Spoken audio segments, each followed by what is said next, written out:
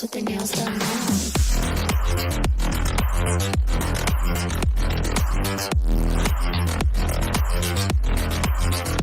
Girls with their nails done. I like the girls with their nails done.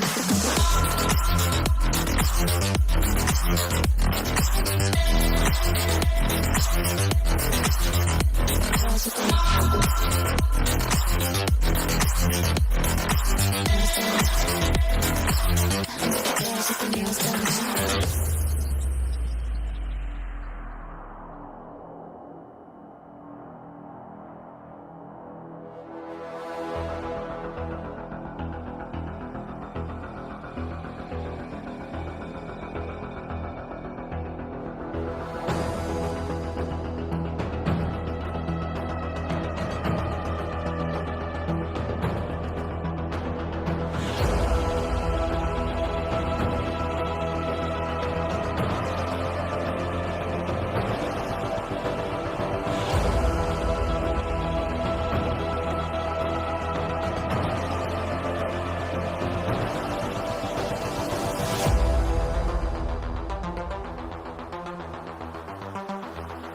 their nails done. Girls with their nails done now.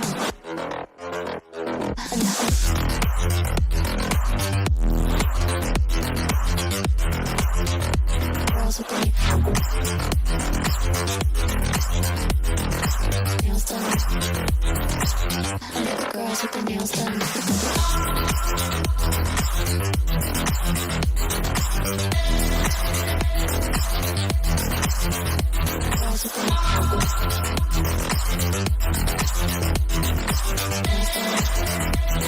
I like the girls with their nails done. Girls with their nails done.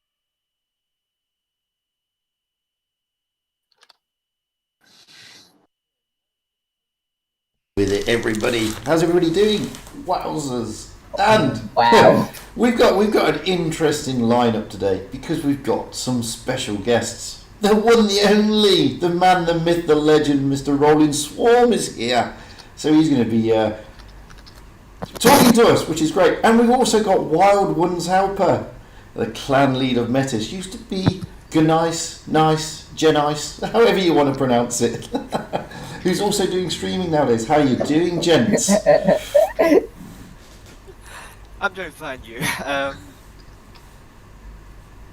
I was going to say I also have no idea how to pronounce that clan tag. it gets me It's been the bane of my commentary life for many a stream. It gets me every time. Every time. Speaking of every time, can you? Oh no, Wild One, can you clarify for us, like how it's meant to be? It's according to the dictionary, it should be just nice, which is the same as NICE. But apparently, Peter doesn't like that pronunciation, so he wants it to be pronounced as nice with the G sound. But yeah, but I founded the clan, so I would, originally I wanted to be pronounced in the way that the dictionary provides, so I would say nice. Yep. But we can, I mean, like, so it's supposed to be nice. Yes. But in the same way that it's knife, we want to say knife. Yeah. Somewhat like that, yeah. Excellent. That's the thing. It gets me every time. So, it's like I said. So wowzers. But anyway, it's great to have you guys on board because we got quite a bit to chat about. To be fair, especially with regards to tournaments, and I don't know if most of you haven't been following the Tier 8 Ascent.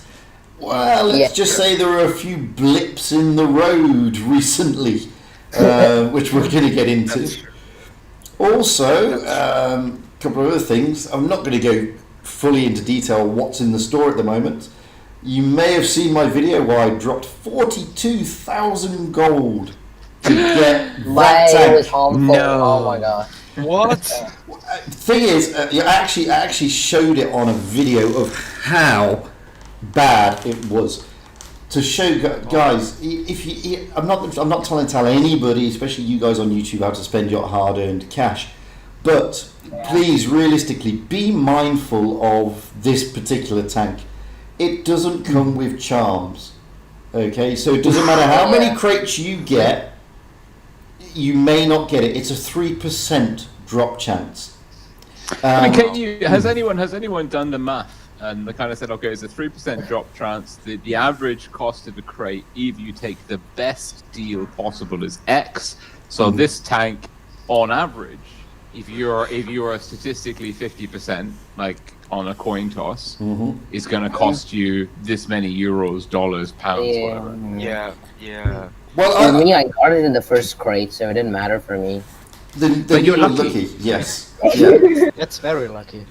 And to be honest, I don't agree with the drop rate for that crate. Just like, I mean, 3% sometimes like 0.3% for me, and 1% sometimes 10% for me. I don't know. It feels like this way.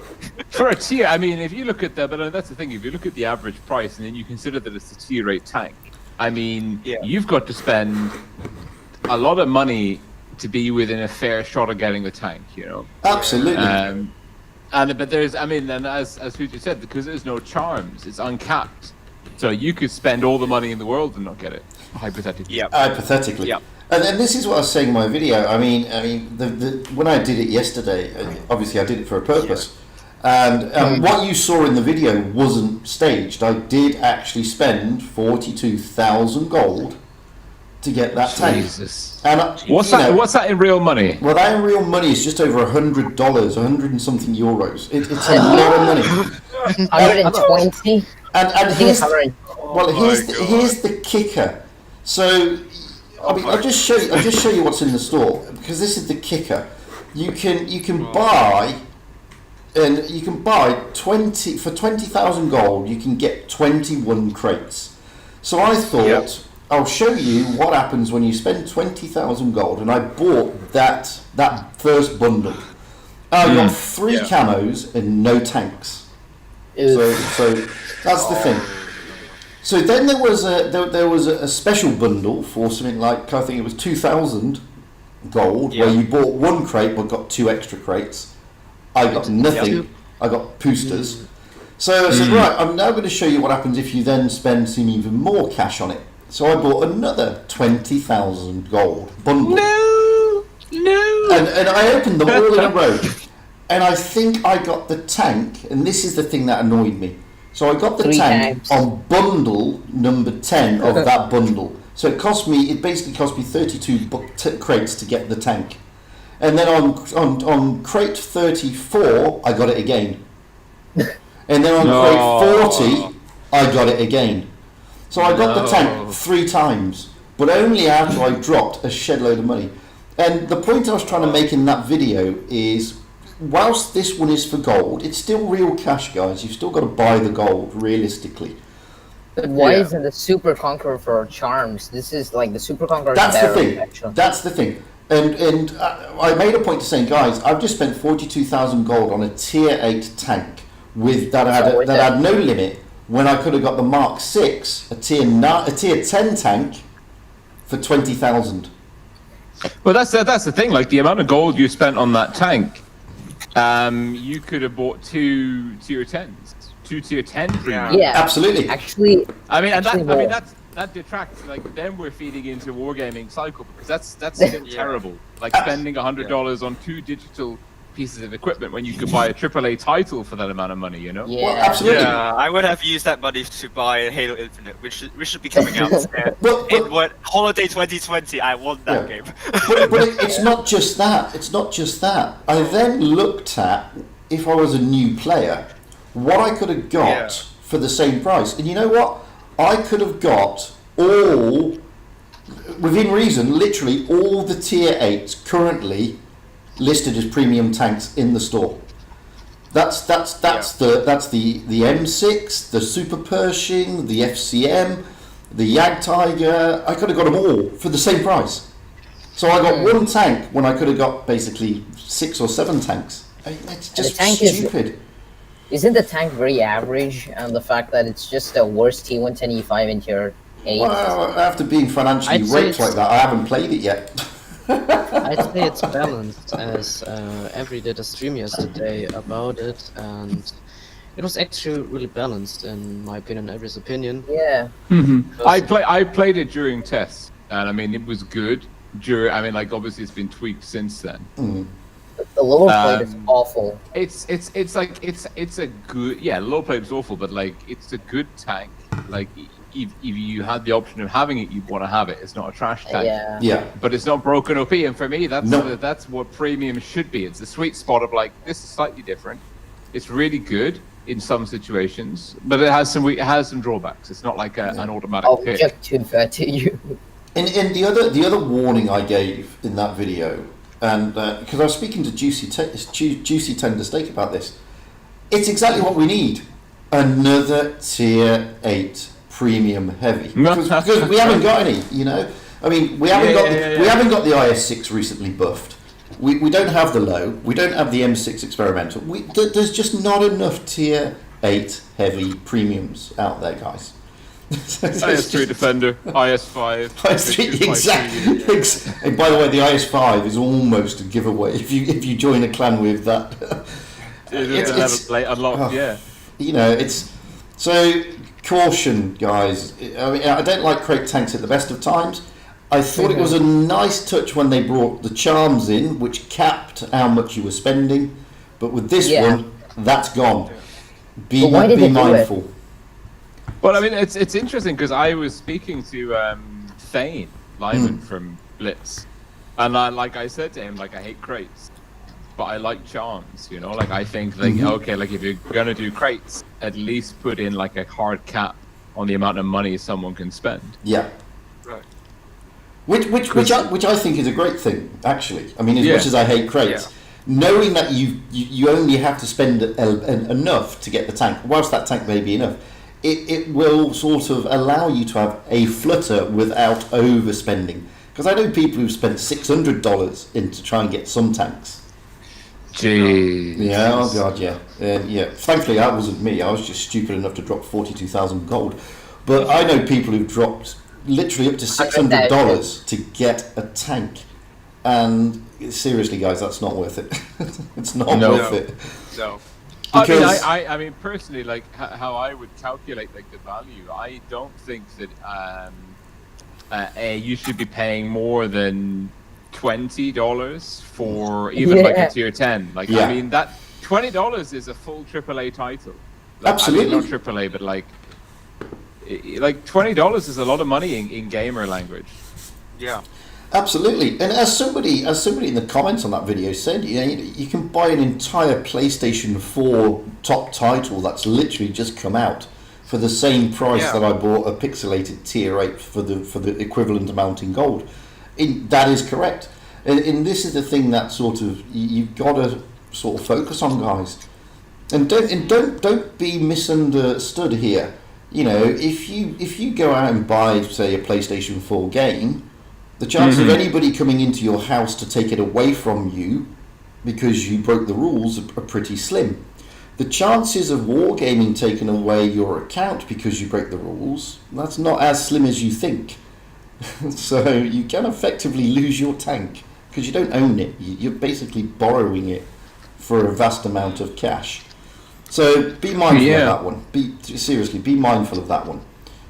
I'm not saying don't have a flutter. If I'm not telling you how to spend your money, but on this one, it's not really, because it's like everything human nature. You drop a bit and you didn't get it, so you drop a bit more and you drop a bit more, and it can get out of hand. Trust me on that one. But that's that. The other thing that has happened, which is probably the biggest talking point is the Tier 8 tournaments. So let's deal not with the massive issue, which Cougar has been talking about, and Wild One's Alpha has also sort of alluded to. Let's deal with the first issue that cropped up, which led to almost a mass protest, funnily enough. So those of you should have been aware that there was a mandatory update issued earlier in the week. Yeah. Now, so people had to do this. It was no choice. It was a mandatory update. So you had to update the client, and this was the day of one of the Ascent tours. Yep. The Ascent tour went ahead. Certain teams struggled because they didn't update, or they hadn't updated in time, or whatever. Other teams didn't, and they played well, and they got their cups, and they did better than expected after hard work. Only for other teams to then say this was unfair, we couldn't update, which meant Wargaming then scrubbed that entire tour. They scrubbed it. Yeah. So the teams that had played it and worked hard, they lost all their cups, and they rescheduled it for another day. That didn't go down well in certain quarters, and in fact a lot of teams boycotted the event, the next tournament. And to be honest with you, my opinion is I think they're fully justified, because Wargaming control the updates when they come out. So they knew the update was coming out. They therefore had a choice: cancel the tournament for that day completely before anybody played it, or just say, well, I'm sorry, it was a mandatory update, these guys managed to do it, it's tough titty that you didn't, it stays as is. That would have been the fairest thing, but they didn't do that. Well, I mean, what they could have, I mean, yeah, they should have made an announcement and said, like, you gotta get this update for the tournament. Yes. But maybe I think that they didn't know that, like, because I think a lot of we kind of give Wargaming more credit sometimes than they do. True. Like, because there was an issue with the update in tournaments, which maybe they hadn't considered. That is like, true. Yes. So they hadn't thought, like, oh shit, we do the update, and it's going to interfere with tournaments, and it's going to cause a problem there. Like, that could have been an oversight from their part. I mean, I know from R2K, as soon as the update was out, like, we told everyone. We said, like, look, this could cause an issue. It's an updated game client. Go on, like, before we even start getting ready for tonight, go and update your game client. Like, go and get it done before you log in. And that, I think, comes from experience more than anything. Yeah, exactly. Yeah. Right. In my opinion, I think Wargaming has done something wrong, but I think the biggest wrong is that they haven't announced the exact timing of that update. I think it was mentioned in the news, or maybe on the Discord servers, while picking up everyone, that the update's going to come out, but they haven't said like exactly when. Like that could have been a problem. Maybe someone got the update like an hour before. Maybe someone got the update just at the tournament time. I don't know if that's the case, but it hints that the update went to the stores at different times. So and they chose to be at the time where it's very close to the tournaments, and I think that's a very big issue on the Wargaming side. They need to actually state like the time period where this update would come to the store, and they didn't tell exactly.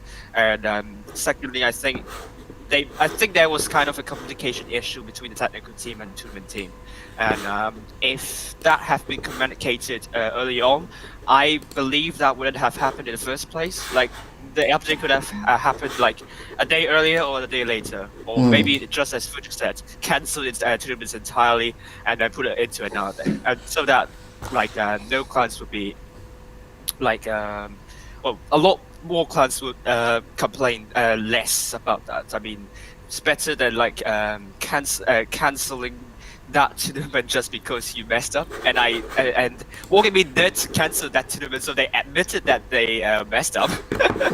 So yeah, but I think thirdly, and also pretty important, is that they didn't give any compensation to the teams who have played, who have worked hard. Well, they got a day's premium, didn't they, or something? No, but I saw a comment on the official Discord server, I think from the ASP clan, and they were saying like we did really well in that tournament, and now it's like what, just scrapped, and that's like the one that, and I think that I haven't seen the leaderboard, but I think that could have been like a big differentiator for them.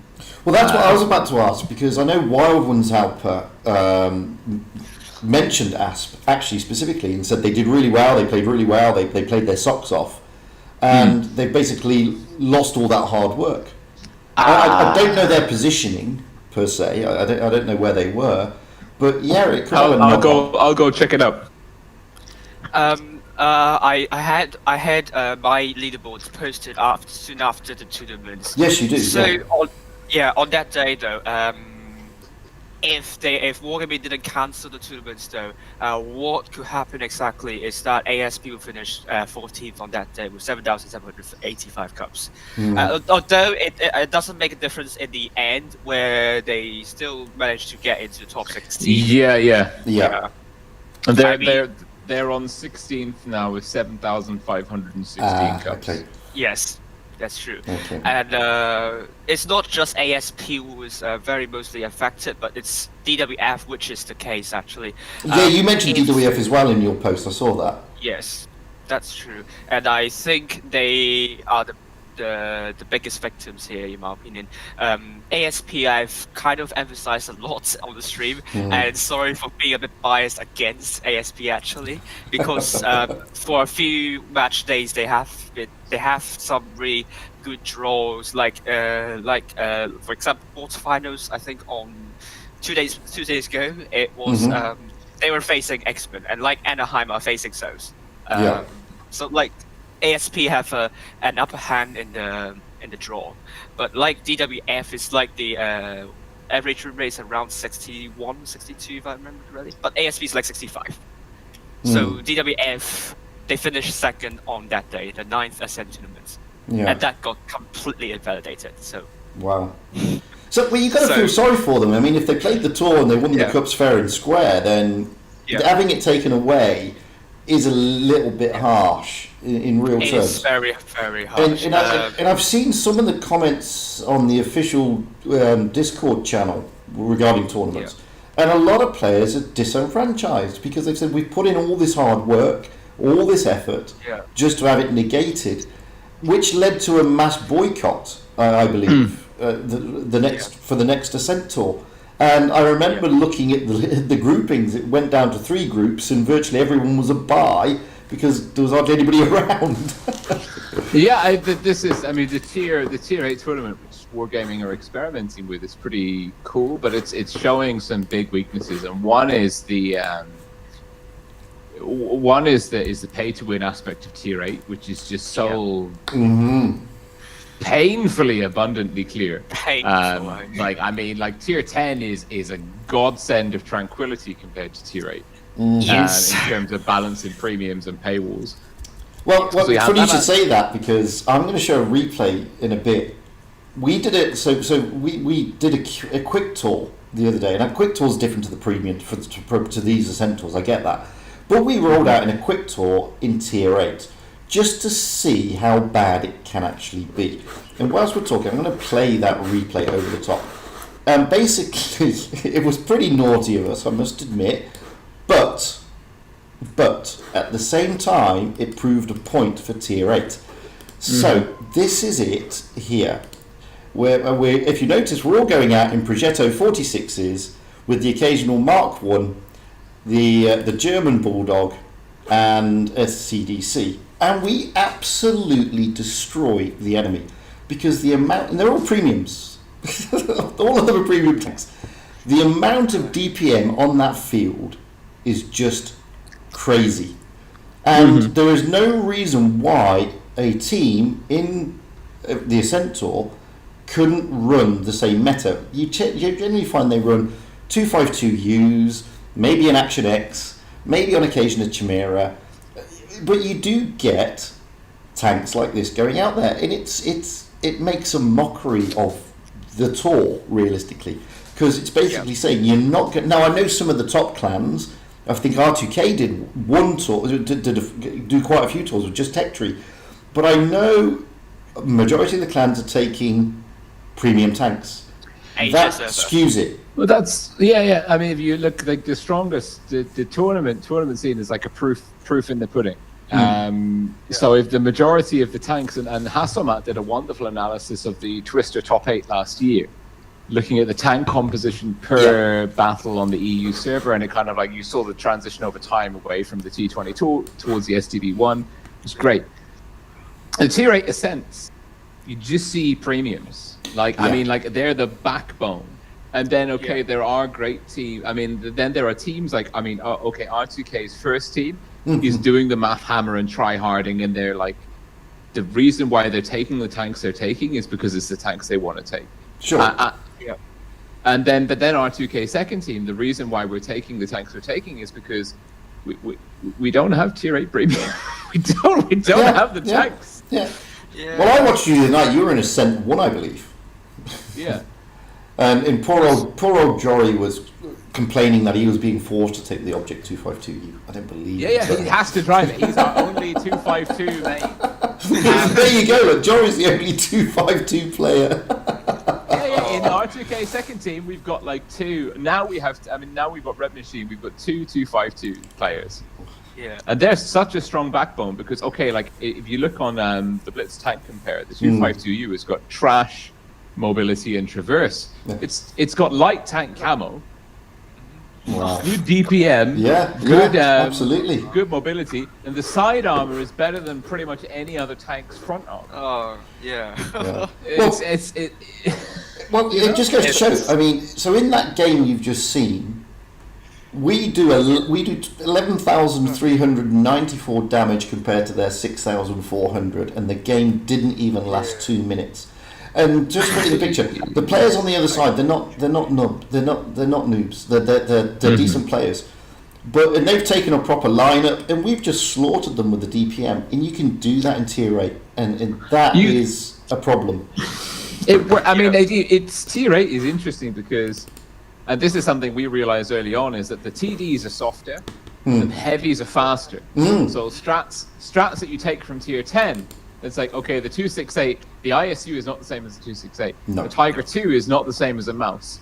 And the dynamics of the battle really shift, and you have to adapt quite quickly to that. Well, it's funny you say that because, I mean, the Zenith clan did a couple of ascents, and in our first, we dropped it after a while because nobody had the Tier 8s apart from me. And in the first ascents that we did, nobody had a clue what to do, so we were trying to do exactly what you just said, try to pick tanks that match what the strats would be on Tier 10. And we came up against Winter War. And I was having a chat with Agile Hippo after the match. It was a good game. I mean, we lost 2-1 in the end. But I was chatting to Agile Hippo, and he said, it's absolutely crazy.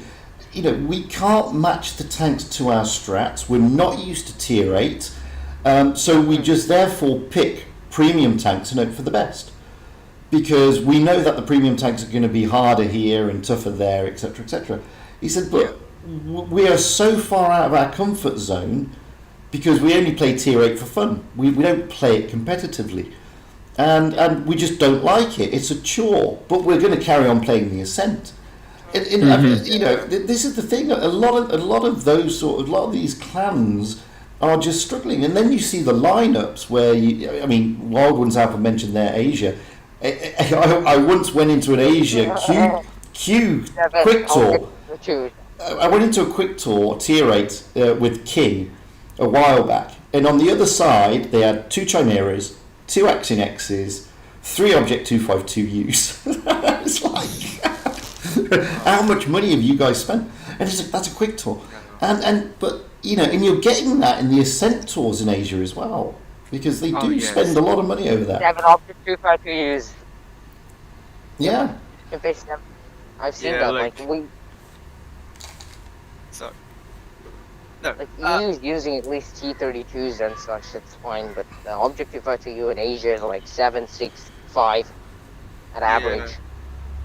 It's a matter of time when I use the term Decupo 25 to use, not maybe even Quattro Decupo 25 to use, which means 14 25 to use, 14 Tupo. That's going to be like, oh my goodness me! But I think the highest is still of Tupo 25 to use, which is still pretty insane.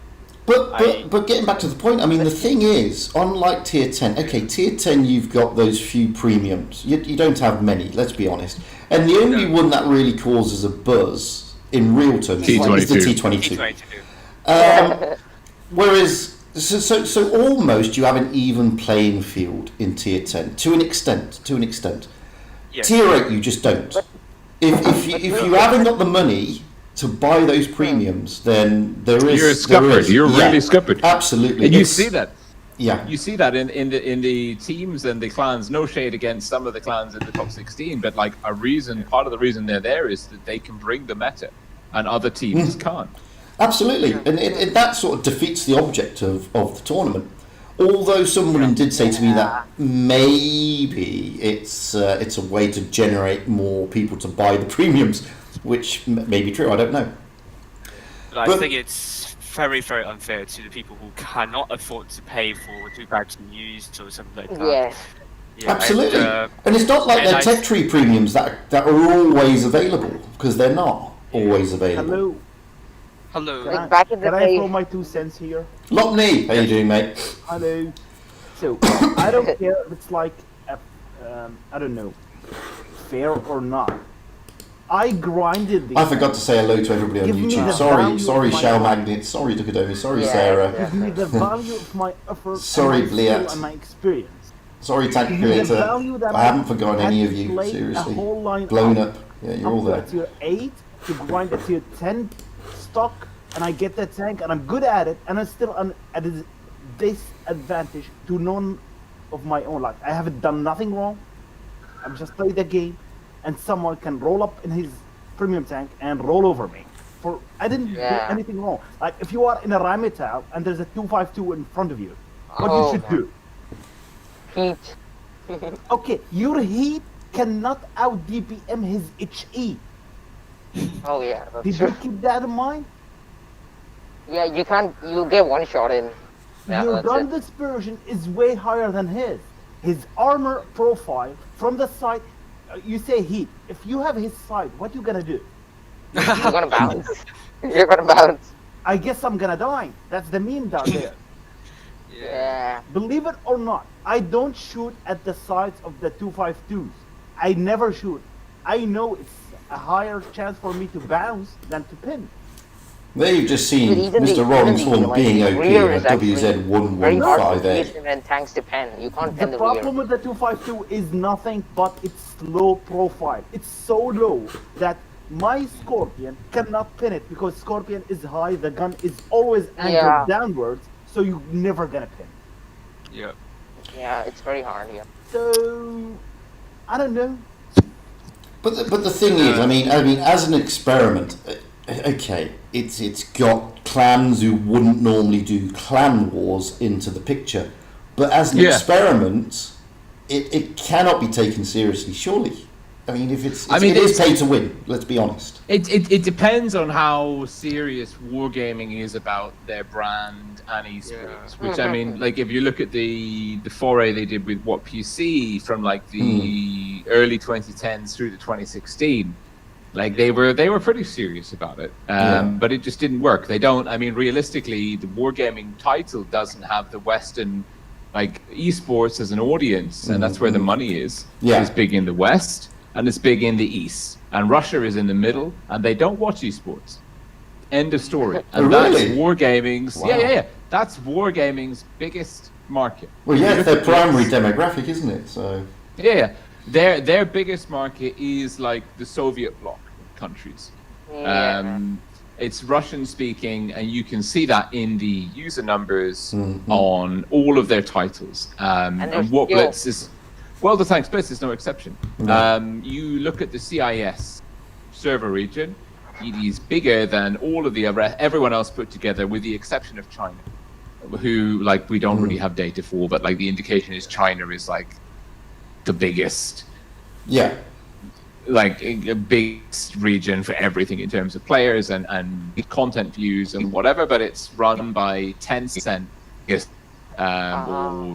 or the other one. There's two like main conglomerates in China in terms of there's Tencent and NetEase. I think it might be NetEase. It's the smaller of the two. There's Tencent and NetEase. One of them is big, and one of them is, I mean, the other one is still huge, but it's about an eighth of the size of the biggest one, and that's the one that runs Blitz in China. Wow. But the problem with China is that the Asians, they have created an account in Asia before China was created, the server. Yeah. So they are not willing to spend the money to basically re-roll and create a new account. No one. Well, there was a lot of questions raised about like the Feast guys that have Hong Kong passports, whether they would be eligible to represent the Asia server region. Yes. And we had to in Twister last year, and I helped the guys kind of put the case together. They said like when I started playing, there wasn't a China server. And also, like, to play Blitz on the China server, you need to register. Like, you can only register one account. You do it with your citizen ID. And the players from Hong Kong don't have this Chinese ID. So one, when they created the account, there wasn't the China server. Two, like, even if they wanted to make an account on the China server, they wouldn't be able to because they don't have this particular ID that's required to register on the China server. Okay, here's the thing. It's not the World Cup. You're not representing your server as a nationality. It's in the EULA though. It's in the end user license agreement. It's in the regulations. Yes, if you it go is. to an offline, there is a fixed list of countries per server, and it's the same on the EU. There's several players from First Alliance Clan, even Vupsi from R2. I mean, he was Legion. R2K and then Endgame and then Eros and now Legion. He has a Russian passport. He has been in the winning team on the EU server, and Wargaming have told him to go and pleasure himself because he doesn't have a passport from the correct server region. So here's my question before I go and read the EOR. So if someone is from a country in Africa, where he should be playing? It depends on where that country is, what country that is assigned to, or if it's outside of a server region. So for example, Algeria is EU server. Well, it's interesting to say that because when I go into the World of Tanks Blitz website, if you Google it, the first one to come up is actually, it says the official World of Tanks Blitz, and that's actually for the NA server. And I go in and it says you are based in the UAE. You need to be directed to the EU server. So the UAE is seen as EU, funnily enough. Yeah. In terms of the server, but that's interesting because that would be like the server you should connect to. But there is an official country list. There is, which yes. Is the servers, and it's not where you're residing. It's where you're. It's where you're from. I mean, like, yes. However, I think you can make an argument that you can say like I'm currently living here. There's lots of. I mean, Fugit as a lawyer could probably like decipher it, but there are ways and means of kind of working within the system to get what you want, but definitely Vupsi wasn't able to go to Twister because he didn't have the correct passport. Correct. Yeah. It's always been a problem for Vupsi. Why are they doing that actually? Like, why this rule? I don't know. I think probably it's because I can only guess. I would say maybe because there is a concept that the best players are Russian, and the Russian players, like if they knew they wouldn't be number one on the Russian server, could create an account on the EU server and then win. I don't know, like it's a strange thing. It's probably a copy paste from World of Tanks PC regulations, and they sat down and decided like. But going back to the original, point, like you add up EU, NA, Asia, we're still like, they're like. Smaller, maybe even like 50% the size of the CIS. Yeah. Oh no, that's undoubted, and we mention this a lot, whereby if you add all the servers together and exclude the CIS one, RU server, with EU, North America, and Asia combined is a drop in the ocean compared to what's on the RU player base wise. Like 10%. And I'm talking about like problem with registering nationalities. One of the examples that I can put forward to, and that's actually my problem. It's actually what will happen to international students or people who are working overseas and like that, and they have to stay there for for a very long time, and just a few months of going back to their hometown. And I think that's actually basically me. And actually, that could have been a big problem for me. Like I don't hold a passport in the EU region, but I'm now living in the UK, and I cannot. I'm playing in that region, and if I manage by a miracle get to the Twister Cup, then what will happen to me? I mean, I've been playing in that region for like years. I think you would need to, from my experience, that I think you could justify that, but you'd need to prove residency. Yeah. So what will happen if like from EU, like an Asian clan imagine it participates in EU, or an EU clan participating in Asia, and they win to the offline. So what will happen? Like they're not EU. Well, I think that's the reason for the rule, though. So you don't get a top six. I mean, Rolling mentioned it earlier. Take for example, I'm not trying to cast any dispersions on any servers, but let's take one of the top 16 clans in the EU. Now, they're not top 8, so they're not challenging for Twister. They're top 16. What's preventing them, en masse, creating, let's say, a mirror clan in Asia, where they could then challenge, quite rightly, for top 8? Well, that's the thing. That's the thing, guys. I think, even Mercy Mercy as a second team from Twister last year on 200 ping could probably wipe the floor with even Asia's best teams. Like that it's a hard truth. True. Yeah, this is what I'm trying to allude to. So you could do that, and then you're denying proper Asian clans access, which isn't the idea. So, I mean, that's why the rule is there. Yeah, that's true.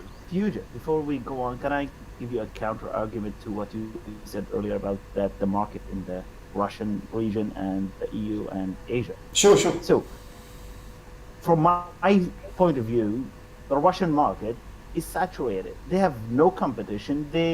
Everyone that's going to play the game is already playing the game.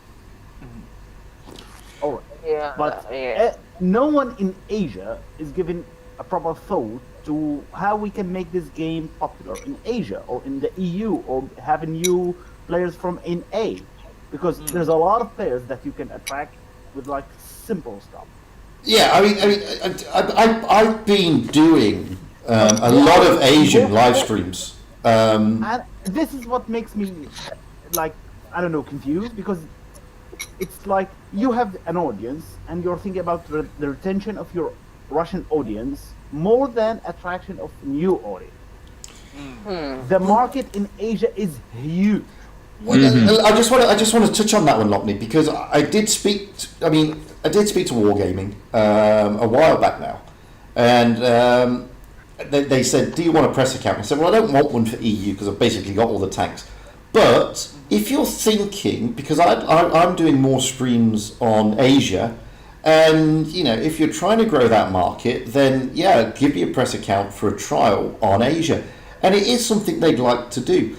The problem that they've got with Asia, and this has come from some of the Asian guys as well, is that it's such a vast territory with so many different languages. It's actually difficult for them to sort of break into it as such.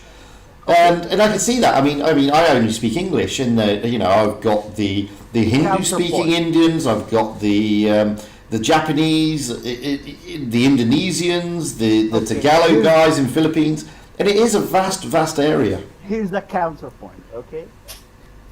If you compare Asia to Europe, you have a lot of languages in the EU, but you don't have the population to back it up.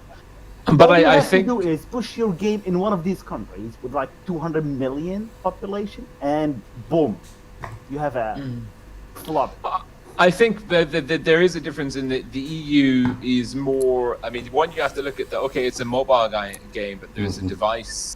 I know India and India has like huge primary internet access via mobile, for example. Yeah.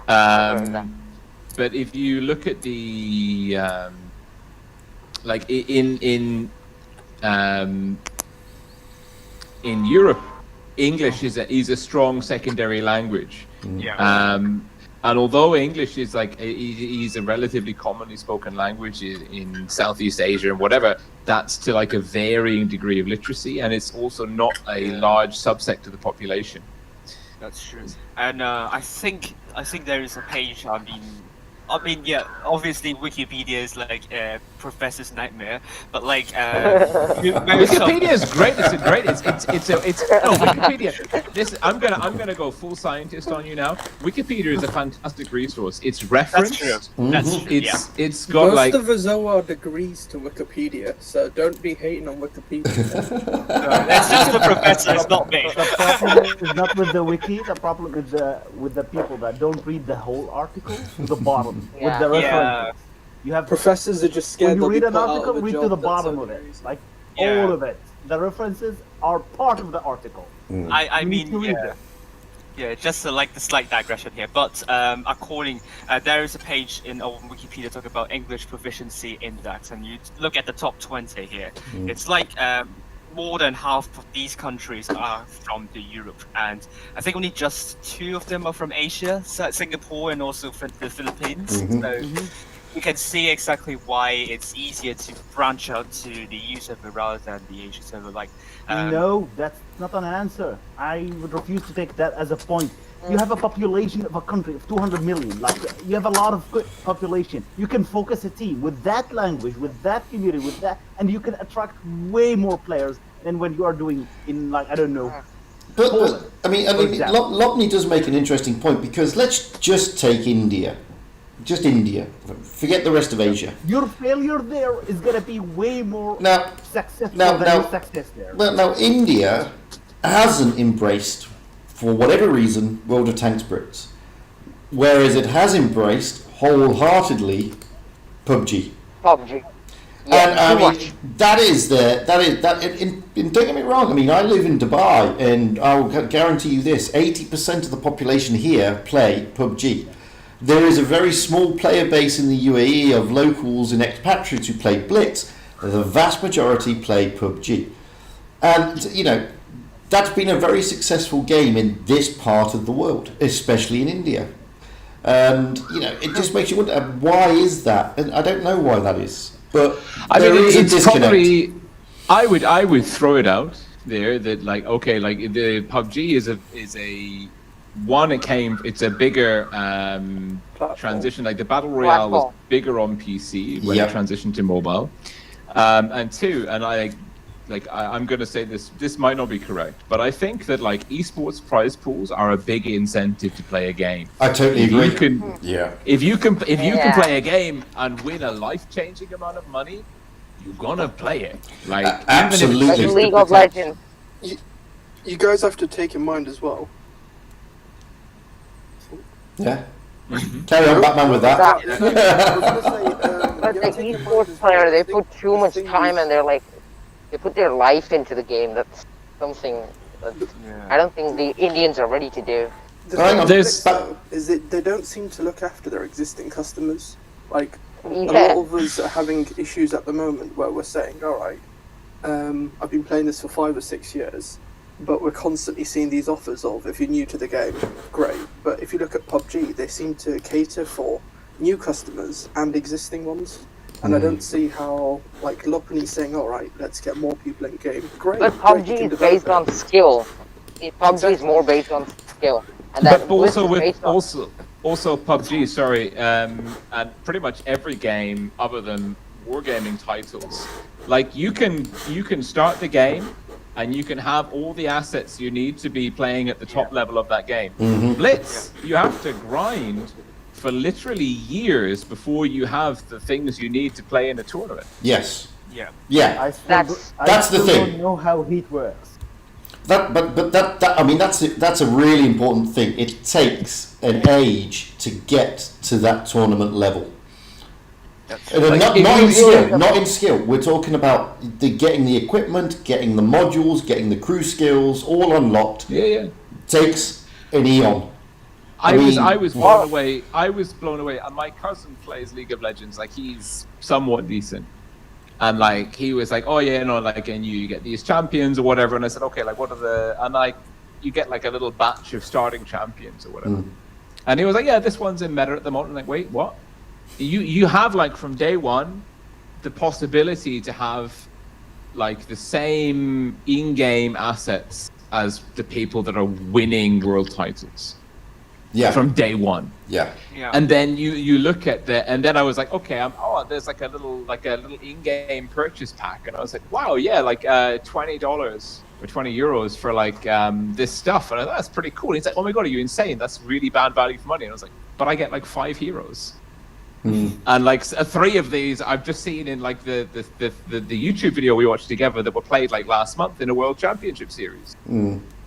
Like, it's crazy, the scale, the economy of scale in League of Legends is mental.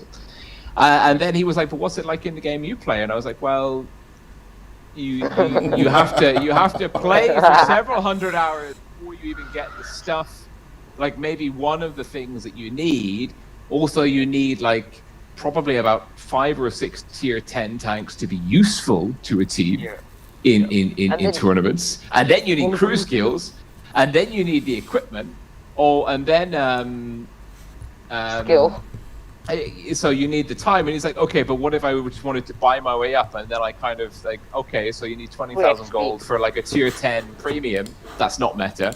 He's like, how much is that? I'm like, it's like $60 or whatever. And then he was like, okay, but what if I just wanted to like pay for this grind? And then, you sit down and you do the math and you work out how much gold you need to get the credits and the free experience. And he was like, and it's what the hell?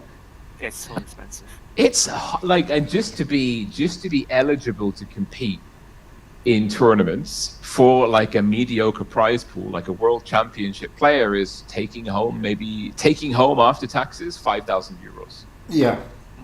Like, that's nothing. No. That's a monthly paycheck in some countries on a good job. Third tier in FPS style. Third tier tournament. Yeah. You can have that on the weekend every weekend.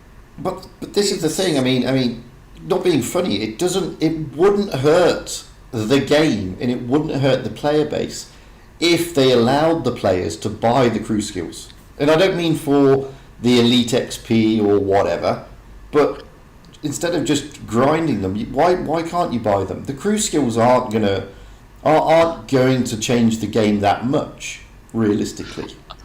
I agree. I think you can differentiate between the core game and tournaments. I think, if you say to someone like, okay, there's a major series for €20, you can buy just for use in tournaments, maxed crew skills, and you can pick 4 tier 10 tanks, tech tree to use. Rental. And you have any idea how many units that would shift?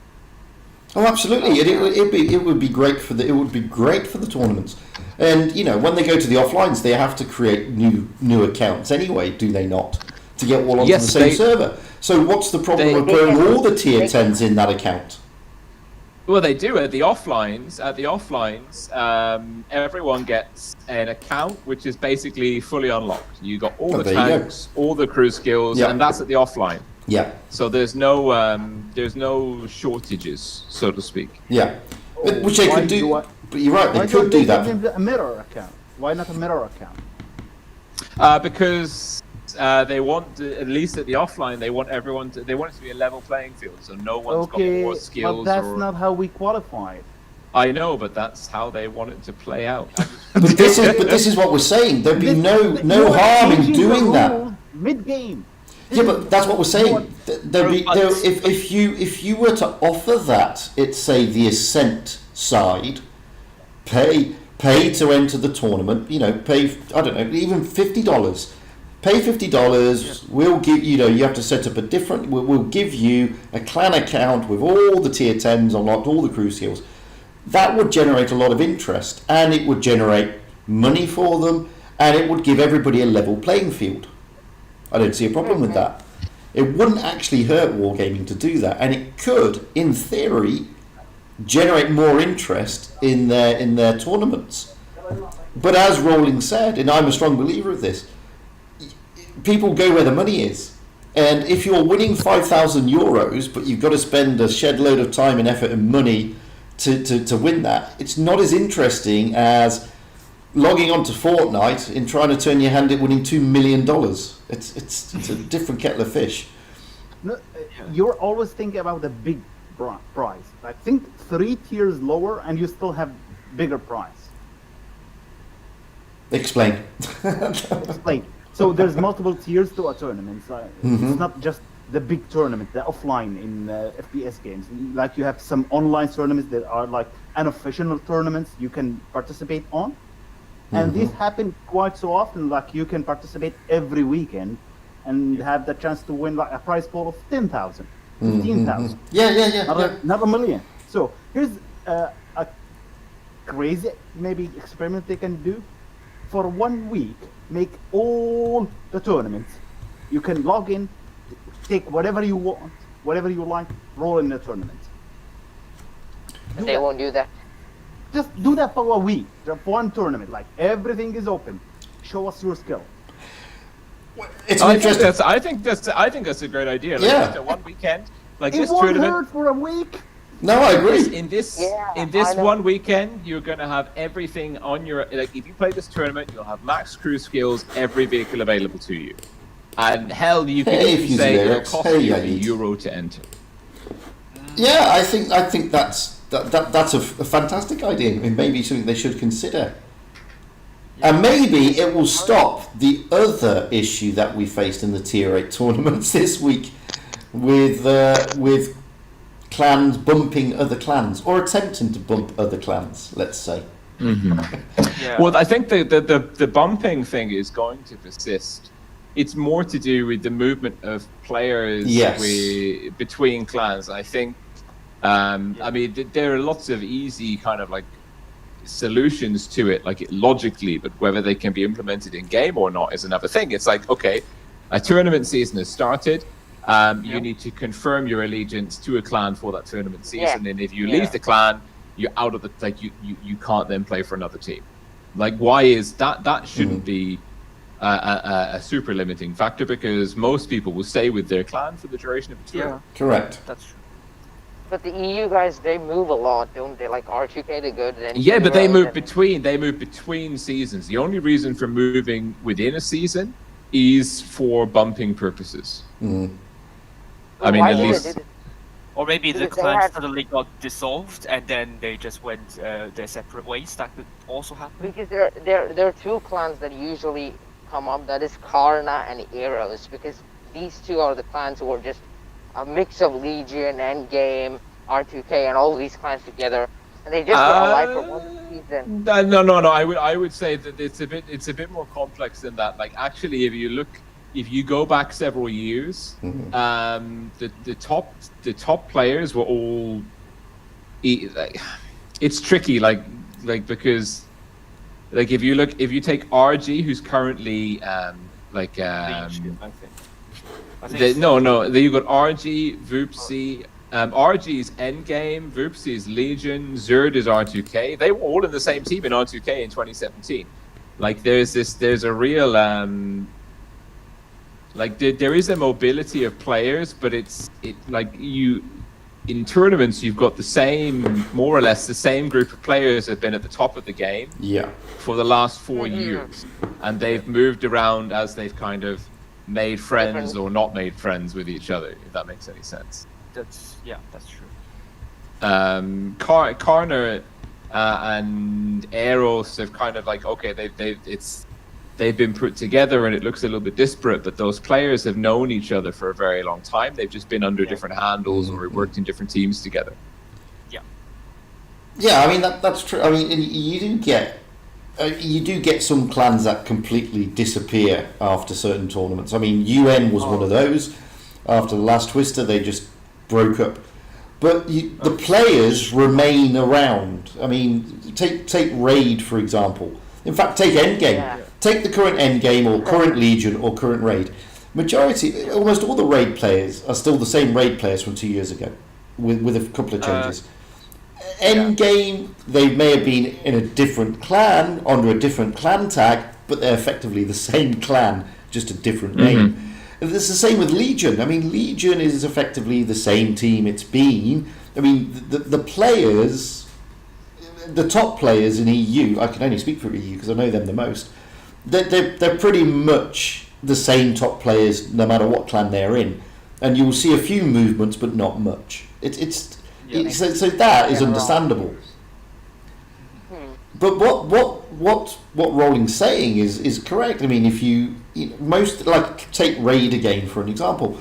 If you sign up for a tournament under the clan tag Raid, and then you move for whatever reason from, say, Raid to, I don't know, a different clan, let's say for argument's sake Winter War, which will never happen because they only take Finnish speakers, but let's say for argument's sake, then that player prevented from playing any further tournament with Winter War because he never signed up with that clan. Simple fact.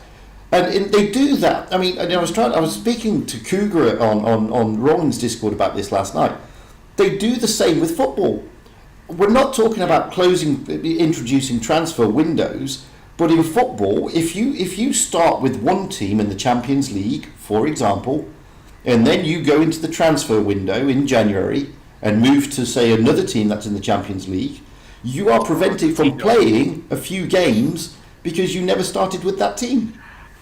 Yeah. And that's no different to what they're saying here, which would be fair. There's another argument, because there are a lot of players who are actually trying to get into the main team, but still the main team is big, so they're like teamless. They're not having the expectancy of the team that they want to be with. But that's different. That's different though, because take R2K. R2K have got two teams. They've got their first team and their second team, and some of the players in their second team are absolutely fantastic. Jory's one of them. Rolling's in there, but he's different. I'm not a good player. I'm not a good comp player. This has been established. but don't forget, Jory was in the Vale first team for the spring season. Okay, he's a very good player. He's got to fight for his place in the first team. That's no different. All the players have to fight for their place. And if they win that place, they get into the first team. And that just shows an organised and structured clan. And you will see with these top clans, they have entry requirements. You've got to have an average damage on one of the tier 10 metas. You must have at least 3 of the tier 10 metas for the tournament. You must have experience, etc., etc. That's there for a reason, because they want those players to fight for those places. And they'll put the best ones in, because it's, the top clans do take it seriously, despite the fact the prize pot is a bit pants. They do take it seriously.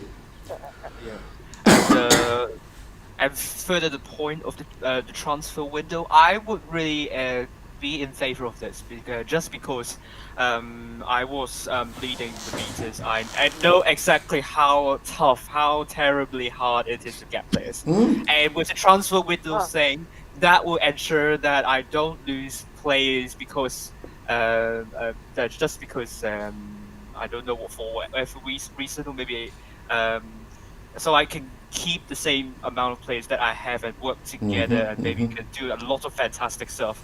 And without that in place, I have already one player who left without saying exactly why. While we were moving to meters, and he's actually, I think he said that he's going to join, but in the end he didn't, without and they didn't say anything at all after that. And I was pretty angry about that, not honoring the team and so on. But a transfer window would solve the problem with players leaving suddenly and something like that, or getting poached by another clan.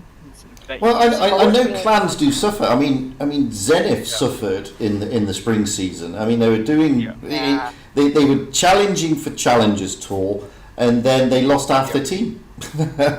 Half their team decamped and went to other clans. And basically they missed out on the challenges. And that can happen to teams for various reasons, and we're not here to debate why that happens. But players will. I mean, Blitz is a strange esports because these guys are not jumping clans for money. They're not.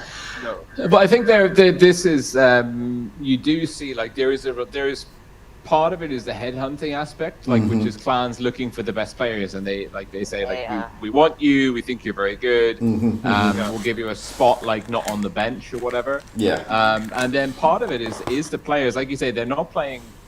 Some of them are playing for money. Of course, you've got to look at the like even if you look at like the EU member states, the 27, like the average or the average salary or the minimum wage from the lowest in the EU to the highest. Like actually, like some of the esports prize pools are not insignificant. Like if you take someone from maybe a less affluent EU member state, like being able to play a video game, and even like the online prize pools, winning 500 euros, like that's, I mean, and particularly some of these guys are like 17, 18. Absolutely. I mean, it's a big deal in that instance, yes. Yeah. I mean, what was the last Twister? Twister was 50,000, wasn't it? Split It's 50,000 for the winning team. So the prize pool was 100,000 overall. And the evolution of Blitz prize pools has been very positive. Like it's followed an upward trend. Yes, even the online prize pools has increased a little bit year on year. But if you look at 50,000, even if you say just for the people that attend the online, so take Raid when they won the first 50,000 prize pool back in 2018. So there was 10 people in the team or 9 people in the team at the onlines. Only 7 people go and attend the offline event. So even if you exclude the 2 people that helped you qualify through the professional series from the prize pool winnings at the offline, 50,000 by 7 minus taxes. And then if you're working, minus time lost at work, whether or holiday used. I mean, it's not. It sounds trivial, but I mean, it is at the end of the day. Like, it's still. If you're earning like a couple of €100 a day and you're having to use vacation leave to attend like an esports event, and if your take home 50,000 over 7 before tax is 7 and a bit, 7,100, like take say 300 or 400 off that, maybe even more if you have to like say 3 or 4 days of the week off to attend. Like if you're flying up on the Wednesday, media days on the Thursday or Friday, then the event's on Saturday, then you come home on Sunday. So say 3 days, say 400 or 500 euros of salary lost or vacation leave used. So say, okay, you've gone from 7,100 to say 6,600 minus tax, whatever that is. That's when it's like, okay, so I like the best player in multiplying splits on the winning team at the offline earned 5,000 euros. Conservatively happy estimate. How much, just excluding training and excluding all the other time, like, I mean, how much time do you put into the Ascents? How much time? Well, because they're long at the moment. The Ascents. Okay, so you've played like dozens of hours in the Ascents, dozens of hours in professionals tournaments, plus scrimmages, plus your regular game time, and then you look at like what that actually equates to, and you would have been better flipping burgers than McDonald's. Like, which, and no shade to people working like, you know, like those kind of jobs. I'm just saying that as like it's not typically a very desirable vocation. And it doesn't pay very well. And like if you're saying we value the best players of this game, that much. Only that much. It's painful. It is. And that's and by the way, maybe you had to buy a T22. So minus that money as well. Yeah, exactly. Oh yeah. And especially when you're a medium player, then you must have that tank. So this is the kind of the crazy reality of Blitz. Well, it's not. Well, it's interesting you say that because that's the other thing that a lot of people are sort of mentioning now, that the Ascent tours are too long. Oh yeah. And, I got it to be confused. fair, I got they it. are. It's a month now. I mean, it's the spring season was a month. This has been a month, and it does seem to be dragging a lot. That's true. And I've already got I think Enderman from Anaheim complaining to me and Wargaming about that on a stream. That there are too many match days, and what's actually even worse is that Wargaming is going to use win rate seeding for the next summer season championship, and that means all the 11 match days you have spent, like. What's the difference between finishing at the first place and finishing in the 16th place when you have like that win rate, really good win rate? Then what's the purpose of like spending extra days on just wasting time? And to be honest, you could have spent this time in figuring out how to cook a dinner well or something like that, or studying for a course, or putting in extra time at work. Like, I mean, it's okay. Like, I take the point where it's like it is a game and we play it because we enjoy playing it, and that is the crux of it. But I think there's a wheel that's been made by other video games which are more successful than Blitz. And especially, and if you're talking esports, like the prize pool is a big part of it. Yeah, I mean, if you're going to make a long, a very long schedule for the tournaments, just make it worth doing so. I mean, some of the Ascent tournaments haven't been worth doing so, and it's been wearing out the kind of the vitality of the players, and I think that's not a good thing. And I mean, it doesn't have to be cash prizes either. Like, I mean, there was the gold, the silver, the gold, silver, bronze tournaments from like a few years ago. Yeah, absolutely. Where you could, but then Wargaming said, but people are playing more tournaments and random battles, and it's like, what do you want? Do you want people to like go through the game grinding to then be able to play tournaments, or do you want people to stay playing public matches? Like, you've got to pick and choose. You have a finite player base with a finite amount of time, even if they're playing 24/7.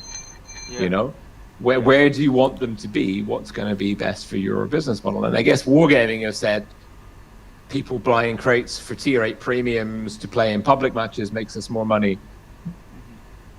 Well, at the end of the crate day. actually start? Like, when did the crate meta start? Oh God. It came a long time ago, and it didn't start with Wargaming. It started with other games, and then games like Fortnite did very well out of it, and other games did incredibly well out of it. And like all games, I mean, Wargaming are just a gaming company. They see, they go to the functions, they hear what everybody else is doing, and they say, well, they're making money out of it. Why don't we do drop boxes? As they were initially called drop boxes, and that's how it developed. And over time, they've had to change the parameters of that because laws have kicked in and things like this. But it's a normal gaming thing. Basically, it's clickbait like most things. But Wargaming actually can be sued for this actually, because they're actually causing people to gamble a lot of money. Gambling in without getting into the legalities of it. No, they're not. Long story short, every Dropbox or crate you buy, there is in that crate something a reward of a value, and this is the point. So if you look in the store, you can buy avatars and you can buy boosters for real cash or gold. So every time you get a Dropbox, let's take the recent one, they have to give the warning, it's a 3% chance of dropping for the tank, but you are guaranteed a reward every box. And their argument from the legal side is, you may drop $20 or €20 on that crate without getting the tank, but you will get $20 worth of in-game. The other way, we choose to say we're buying the crate for the tank. We choose to do that, and it's the same with the events. They say you can win a tank in this event, and we automatically assume that we're going to get a free tank. And that's not the idea of the event. The idea of the event is to give you the opportunity to get a tank. And just miss it and just have to spend a few euros. Absolutely. and this is general human nature. Like when you go into a store, why are things priced at £4.99 rather than £5? Because £4.99 is cheaper than £5. it's or buy one get one free. I mean, it's just normal clickbait, and they're doing nothing illegal. And it's just our expectations are set differently as human beings. Just simple as that. Fugit, I sent you some replays, by the way. Yeah, I know. I'm just playing the second one. That was a great match, by the way, in the WZ. Oh, you played it. Okay, good. Yeah, that was pretty. So fun. you're playing replays. yeah, playing replays. But yeah, I mean, I say it in a lot of my videos. You know, we all take the side that wargaming are big, bad, and nasty. They do a lot of things that are bad. Don't get me wrong, but they're a company, and all companies do things that are bad.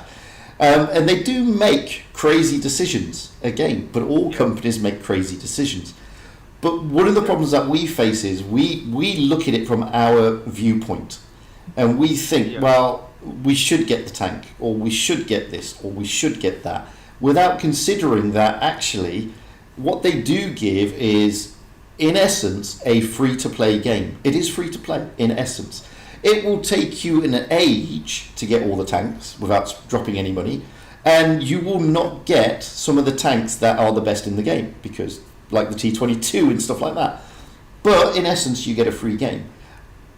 Thing is, I also argue that they get it wrong a lot of the time, regardless of their data. And you know, the easiest one to pick on there is the ATGMs. They completely buggered the game up, but from wargaming side they say, but the data says that everybody loves the tank, so I don't understand why everybody's complaining. Well, they love it because it's so broken. That's why they play it. You know, it's everybody the same plays it. Absolutely. You play it because you can sit somewhere and bounce missiles off the top of an E100's head. So you're going to play it because people are infatuated with win rate and winning. But that doesn't mean to say that the tank deserves to be in the game. I mean, this is the oddity of gaming, you know, and it's the same with everything. And one of the things I think they do get wrong, and they've got to work harder at, is balance. Because I don't think Tier 8 is completely unbalanced, and to an extent, Tier 9 and 10 are unbalanced as well. In fact, virtually all the tiers are unbalanced. If you've got money, you can roll out in Tier 7 in a smasher.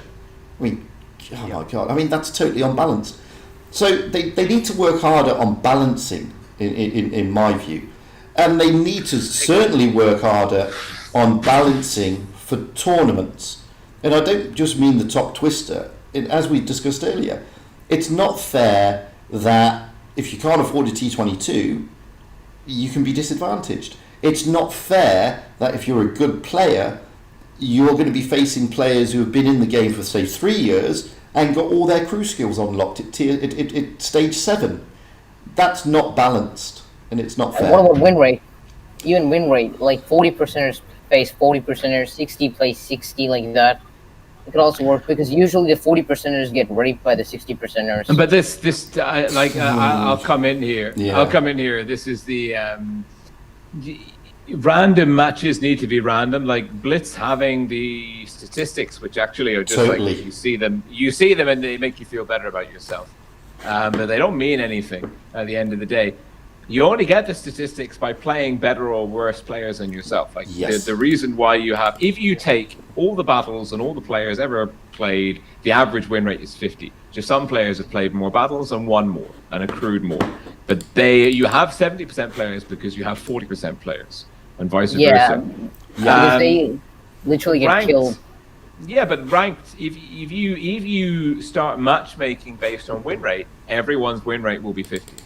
Yes. Yeah. Over time. you have to have random battle, random. 100%, yeah. And but they wargaming have made ranked.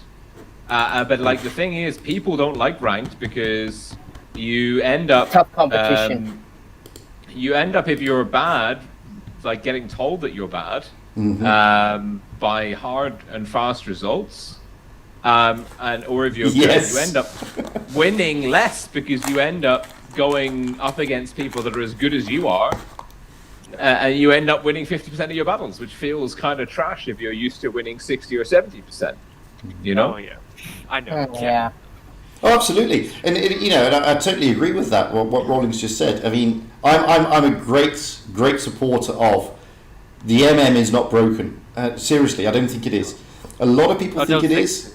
I don't think it is. I think it really, truly is random, and there are much. Yeah, and I do not want to see in random battles a balancing of the MM. I don't think that would be fair. Taking win rate against win rate and making it a win rate based MM would kill the game. Seriously. But in tournaments, but in tournaments as well. We had this at the very beginning of tournaments. Was we didn't have the proper seeded MM, and like in 2016, you had very strong teams knocking each other out. Yes. And that kind of, and then like it just wasn't reflective of ability. I still think you need to have in the tournaments. You do need to have seeding. I mean, everything needs to be seeded. I mean that works in all sports, not just esports. And it's right to have seeding. I don't want to derail this too much, but how do you guys feel about them patching maps? You know, like for boosting and things of that nature. The what? But boosting is sort of a creativity in the game itself, but it's also preventive. And then they patch maps because certain teams figure it out and utilize strategies and whatnot. But then, like for instance, the recent one, they just put the rocks on the TD spots up on what is it, Fort Bay or whatever. Yeah, like what? Just so that way a Sheridan can't sit there. You know, it's like, This is a wonderful topic because you have on the one hand, like there's two key streams. Like so many positive. Well, three actually. One is if you look back at the oldest maps from 2014, 2015. They've always been taking. They've always been trying to do that, and I mean, like if you go back and you find an old video of Desert Sands, the best one. There were like 300-meter high cliffs. They were brilliant. That old Desert Sands were fantastic. So, but they're always they're always trying to tweak that for balance purposes. So then and that's what they're doing, is they're doing it for balance. And then this is where the other two. So one is the first key stream of thought is that it's always been happening. They've always been tweaking maps. You've always had new iterations coming out. It's just a bit more obvious now when they're hard tweaking things quite rapidly, like the walls that they put in to stop people climbing and the rocks that they're putting in. And one is in relation to the Sheridan, which you just brought up.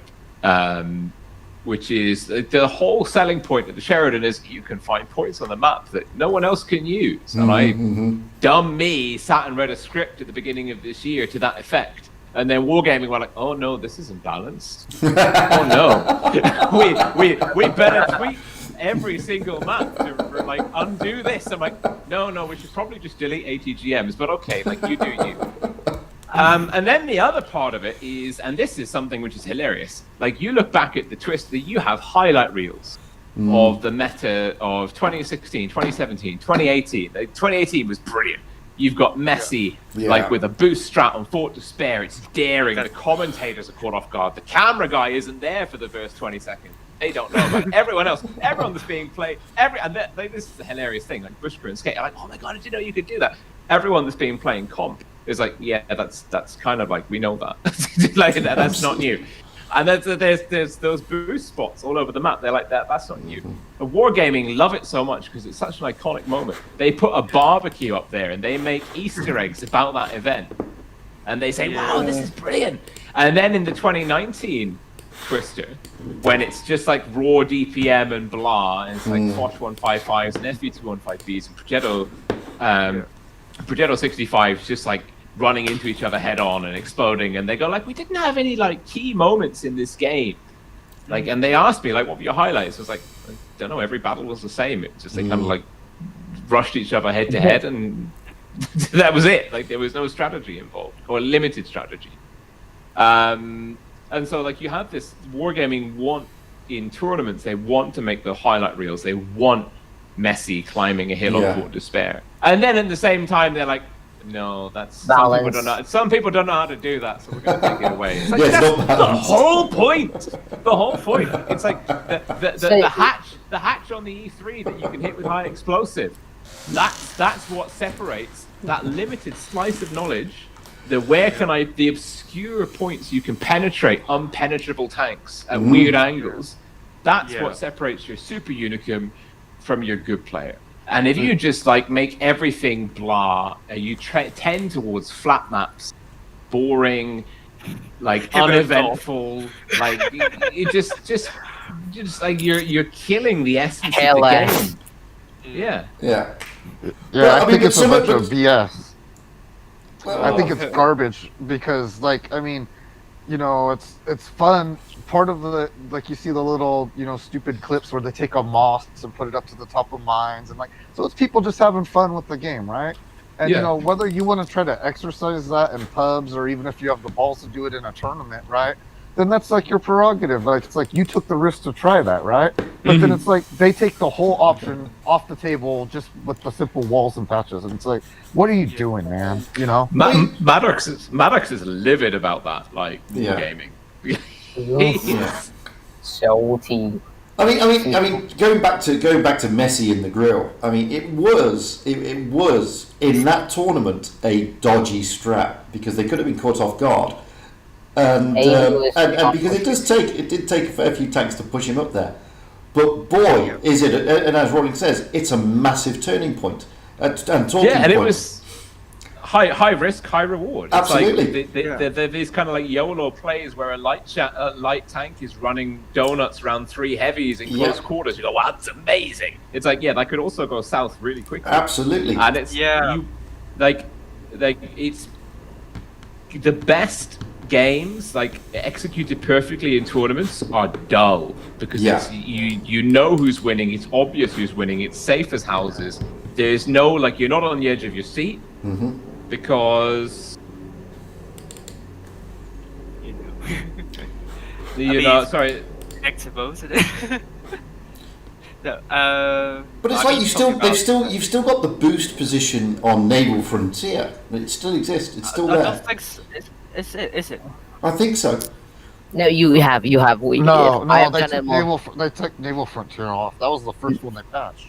No. I've seen people boosted up there still.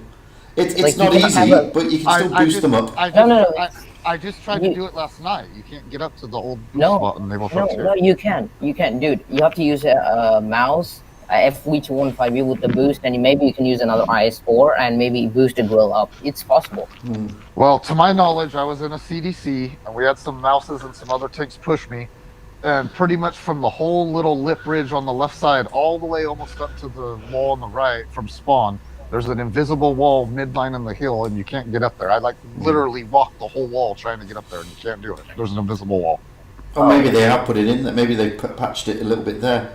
But I mean, some of the patches. So I mean, it's like the one on is it Desert Sand? I think it's Desert Sands, where there used to be the gap in the houses, and you could shoot through the gap. Oh yeah. And they patched it. As Rolling said, I mean, this is what sets the Super Unicums apart from mere mortals, because they do find a lot of people didn't know that gap existed. Funnily enough, and. It's true. It's like, for example, if you really want to reset, you know, on Winter Melanovka, when everybody always, let's say everybody goes to the sea base, okay? Meadsy, hello. Everybody goes to the sea base, and you know there's going to be a face-off with you got the one side and the other side, and they're all looking across the sea base. Well, if you're coming from the right hand side, go up to the building, you can actually shoot those tanks through the windows quite easily. And a lot of people don't know it, but you can do it. And it's the same with Copperfield. You can shoot tanks over the other side of the map through the warehouse windows. And that's what sets in the really, really, really top players know all these tricks. They do. That's why they're the best. That's why they're top players. And then you wonder, how do they pull that shot off, or how do they do that? But it's like a lot of things, and we all. I mean, I'm a complete nab at the best of times. I'm an even bigger nab in tournaments, and I've been rolling out with Zenith in their tier 10 training and in tier 10 tournaments. And you know what? One thing that it never occurred to me, because I play a lot of randoms, I play a fair few ratings, but mainly randoms. One thing that never occurred to me is how bad, because my accuracy is about 80-something%, but I never realised how bad my aiming really was until I started playing more competitive tier 10. Because seriously, it's an eye-opener. And you see the difference in why these guys are knocking out an average of 2,000 damage. Because their aim is so much, they know where to hit. And I've got a lot better in the IS4, the E5 and the 113 in playing these type of tournaments. Because your aim and knowing where to hit tanks improves greatly. It's unbelievable, to be honest. But in tournament, you actually get the knowledge of the armor a lot, actually more than the randoms, because you face them head on a lot, and you get the knowledge of where to pen them and stuff. So tournament does help in that way, actually. I totally agree. I mean, I've been playing the game since it came out in 2014, and I've learned so much in the last couple of months in Zenith. It's unbelievable when you start playing, and this is why if you're in a clan. Seriously, guys, you need to tune up with those better players, because it rubs off on you. Their skill, their knowledge, and their experience really does rub off, and you do start learning nuances in the game and the mechanics of the game that you didn't realise were there. It's really underestimated how much you can learn. Yeah, I mean, I do like the map briefings before the streaming of the game, as always. So because I knew these kind of information back when I was doing a lot of trainings and also tournaments before. So tournaments does. Well, you've done a lot of tournaments, mate. You've done loads of tournaments. I mean, you're a good player and you know what you're talking about as well. And no, seriously, because one of the things that we try to say on YouTube is, try to get the player base to improve through knowledge and experience. And I do think, I say to a lot in my lot of videos and on a lot of live streams, do tournaments, do the quick tournaments, even though you may think it's a waste of time. You're going to earn credits, which is good, and you're also going to get experience in where to shoot tanks, how to reset your spot and everything. Looks like it'll be a cloudy. Yeah.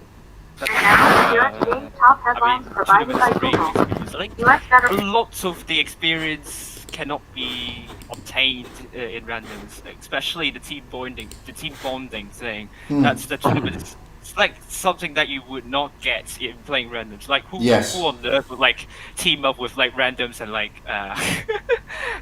communicating through the pathetic chat there? It's just a very different thing. Tournaments, I do really suggest everyone to do that. The leading is another thing. Yeah, I agree. Leading a tournament is a different thing. But I mean, this is why there are. Don't guys. There aren't many. There are a few new players, but those of you who are new players, and I know for a lot of new players, tournaments can sound daunting.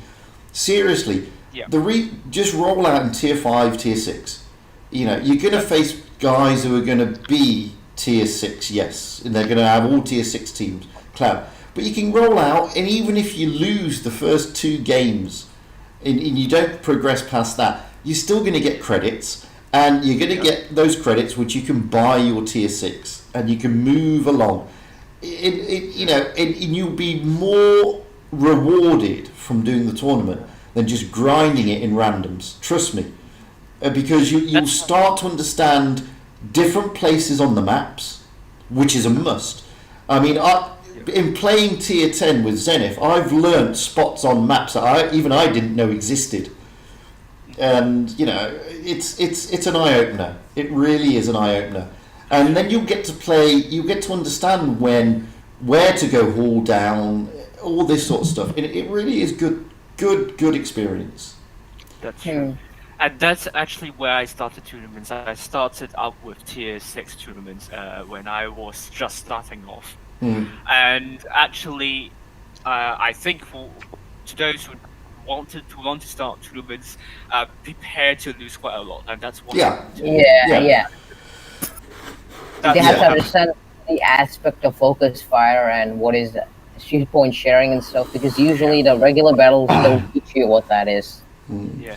Hang on a minute. Stop YouTube. Stop bullying Meadsy. He will win. Whatever argument you're having with Meadsy, trust me, he will win. Anyway. Sorry about that. Sorry. Whatever happens, it's good to lose some matches and learn from it, and that will help improve a lot in terms of your team and so on. And that's how I started winning games then.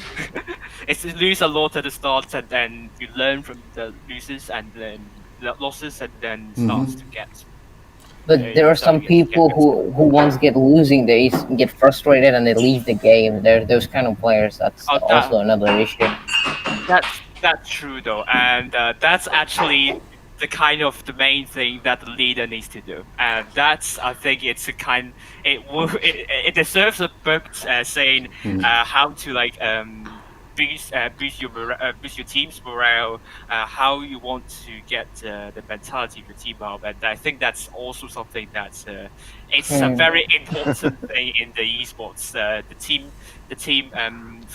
team psychology, and that's why some esports teams they recruit sports psychologists, just because the mentality in the team affects a lot in your gameplay, and I'm serious about that.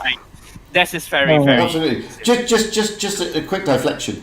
I'm only doing this because Meads is in the chat. Last week we were talking about crew voices for the British line. Now, those of you who subscribed or seen a subscriber to Rolling when he's on stream, a subscriber comes along, not a subscriber, it's because that was Welcome to the Swarm, but anybody who gave a super chat, Meads' voice would come along, because Meadsy kindly did a voice for it, and it says, "Nice one, bruv." Last week we said we need to press Wargaming to get that as a British crew voice, so when you destroy the enemy tank, it says, "Nice one, bruv." I think that would be fantastic. That would be good. Yeah. Thumbs up in chat for that. Thumbs up in chat for that. I think that would be fantastic. Maybe one day, the crew voice would be screaming "Oh no" or "No" on one of my streams. I think that's like a meme-worthy moment. Like when you die, it's like, "Oh no." No, I think it would. I think it would be fantastic to have that. Yeah. You kill a tank and it says, "Nice one, bro." That'd be brilliant. And when you die, the crew voice says, "Oh no," and then. I think it would be great. I mean, my last two commentaries have been quite a meme, actually. I mean, in terms of my commentary, just amazing. Can I start a topic on tournaments, or the stream is gonna end? It'll be ending soon, but yeah, you can start a topic. Yeah, what about, some of these clans, like in China, they can't use Discord, and they can only use Chinese-made stuff sometimes. Yeah. What if World of Tanks Blitz can implement a voice chat in the game rather than using other voice chats? Oh, God, it would never work. God, I mean, no. just look at it from the fact at the moment there is so much abuse and toxicity without that. Yes. If you then gave people, and the problem is people would abuse it, and don't get me wrong, you can turn the chat off and all that sort of stuff, but some of the things that you see in game are pretty offensive, and you have to remember, whilst you may not be offended by, and it may just laugh it off, there are people out there who will seriously take that to heart, and it will seriously upset them. Because I know, I've seen some horrid things said, like, I hope your mom gets cancer and dies. Well, I'm thick-skinned, but my mom did have cancer, but I'm pretty thick-skinned, so it's water off a duck's back. But there are other people out there that would be seriously upsetting, and I mean seriously upsetting, to the point where it gives them, it makes them feel unbelievably low. Insecure. Now, if you were to give the ability to actually say that rather than type that, it would magnify the problem like 100%. It'd be really bad. So no, I'm sorry, I don't agree. I don't agree with you on that. I don't think they should. Yeah. But what about tournaments? The professional clans, like, they make it only through voice chat, because there's no clan in the game that has not made it to professionals without voice chat. There's not a single clan. I mean, you have the software already, so Yeah. I don't think that would be a problem. I mean, it's just not Discord, not just only Discord. Absolutely. I mean, China, you have a lot of different apps that you can just communicate through. It's just not just Discord. You like TeamSpeak, and then now you have like Microsoft Teams, or maybe even Zoom. You can use it's all out there. And to be fair, clans. I mean, WID's here. When we're in 49 Div, every tournament that they do, you have to go on to Discord, and nobody's ever said, well, one or two used to, but no one's ever really turned around and said, no, I'm not prepared to use Discord. Some people didn't download it, but most people have got it, to be honest with you. So the applications are there. I don't think they need to do anything other than what they've done already. That's true. And also Tier 8 tournaments. Yes.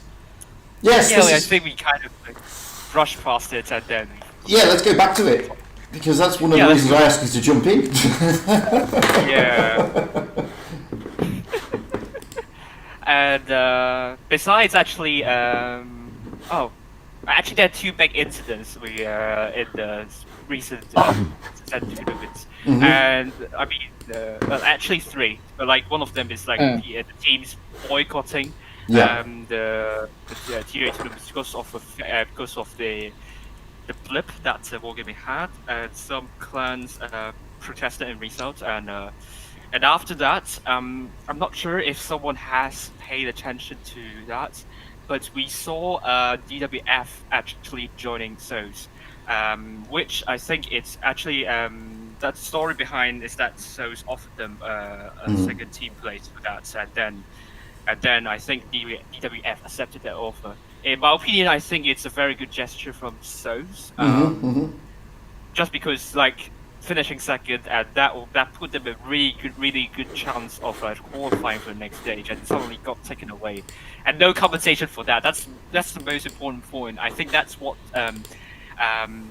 caused a lot, it infuriated a lot of people from DWF in the first place. That's I mean, no apology, no sort of a form of apology, and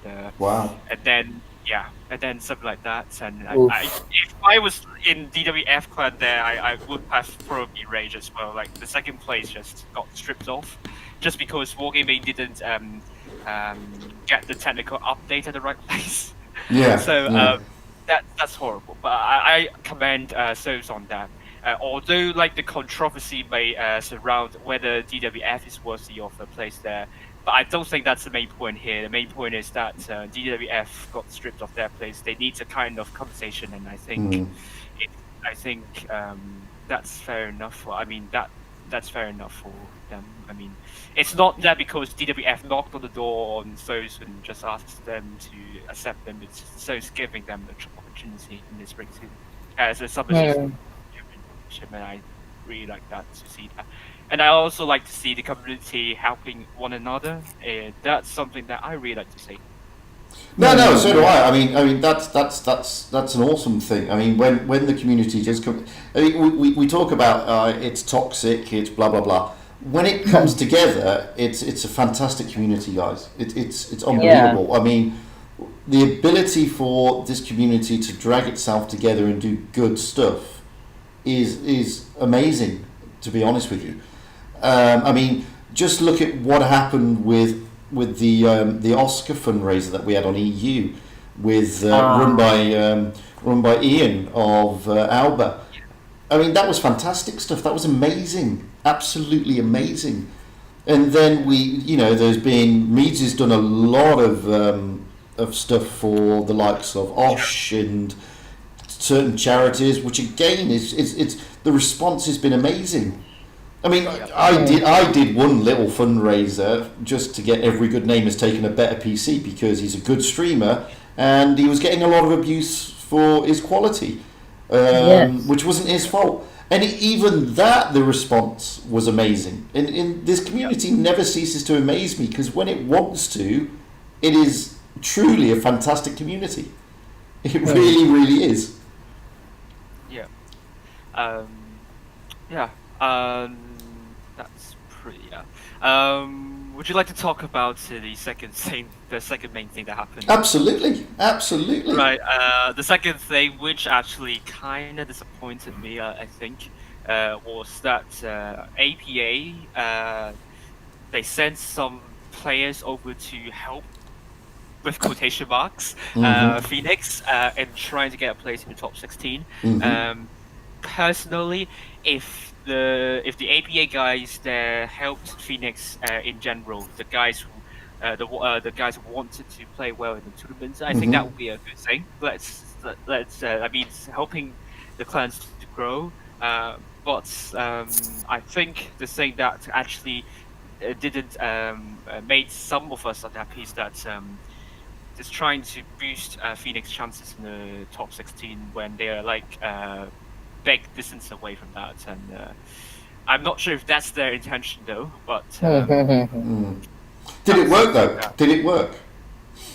No, it didn't. It didn't work in the end. Like they topped the group to the second on the penultimate match day, but on the last match day, they got knocked out by US in the quarterfinals, and they couldn't finish top 16 in the end.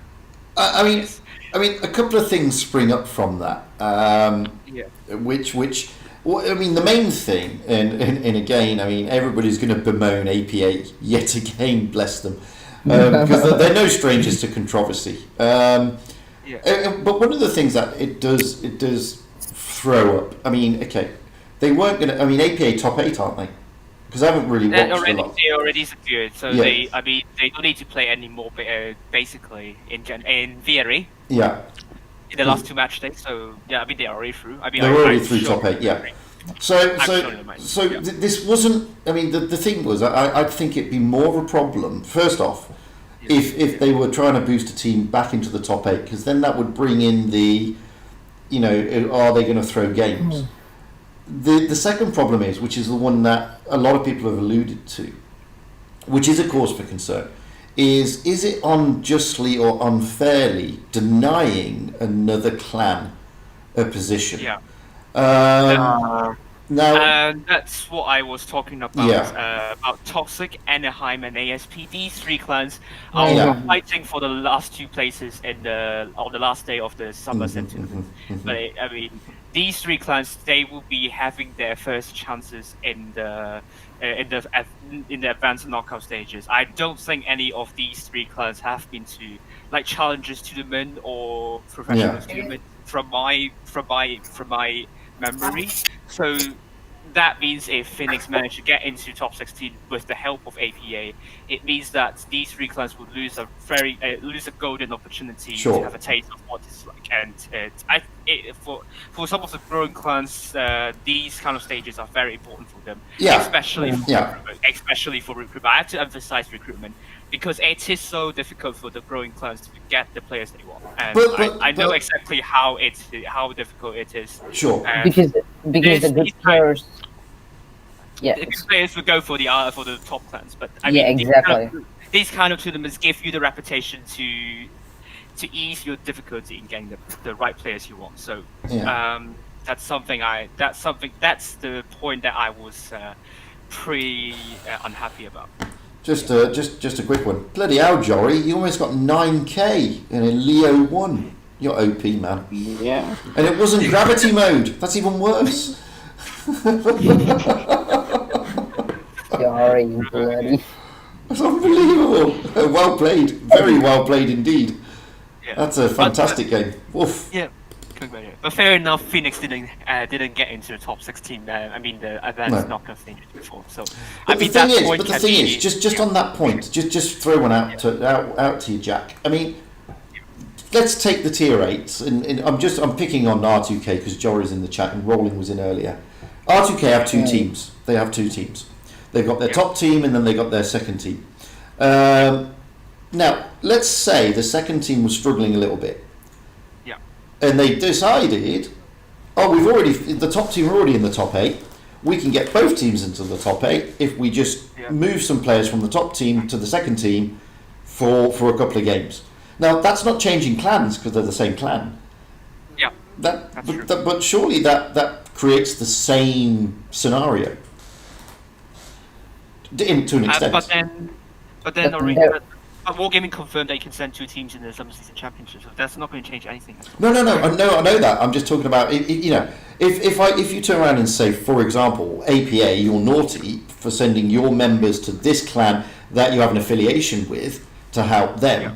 Then what's to stop APA saying, well, hang on a minute, R2K sent their top players to their second team to boost them. What's the difference? Where is the difference? The difference is that R2K will only occupy one spot, but then APA Phoenix will occupy two spots. And that's the difference. Okay, there you go then. That's the clarification we needed. Yes. Right. But two teams don't you feel it's like a slight disadvantage sometimes because you don't face the same opponent. The teams don't face the same opponents.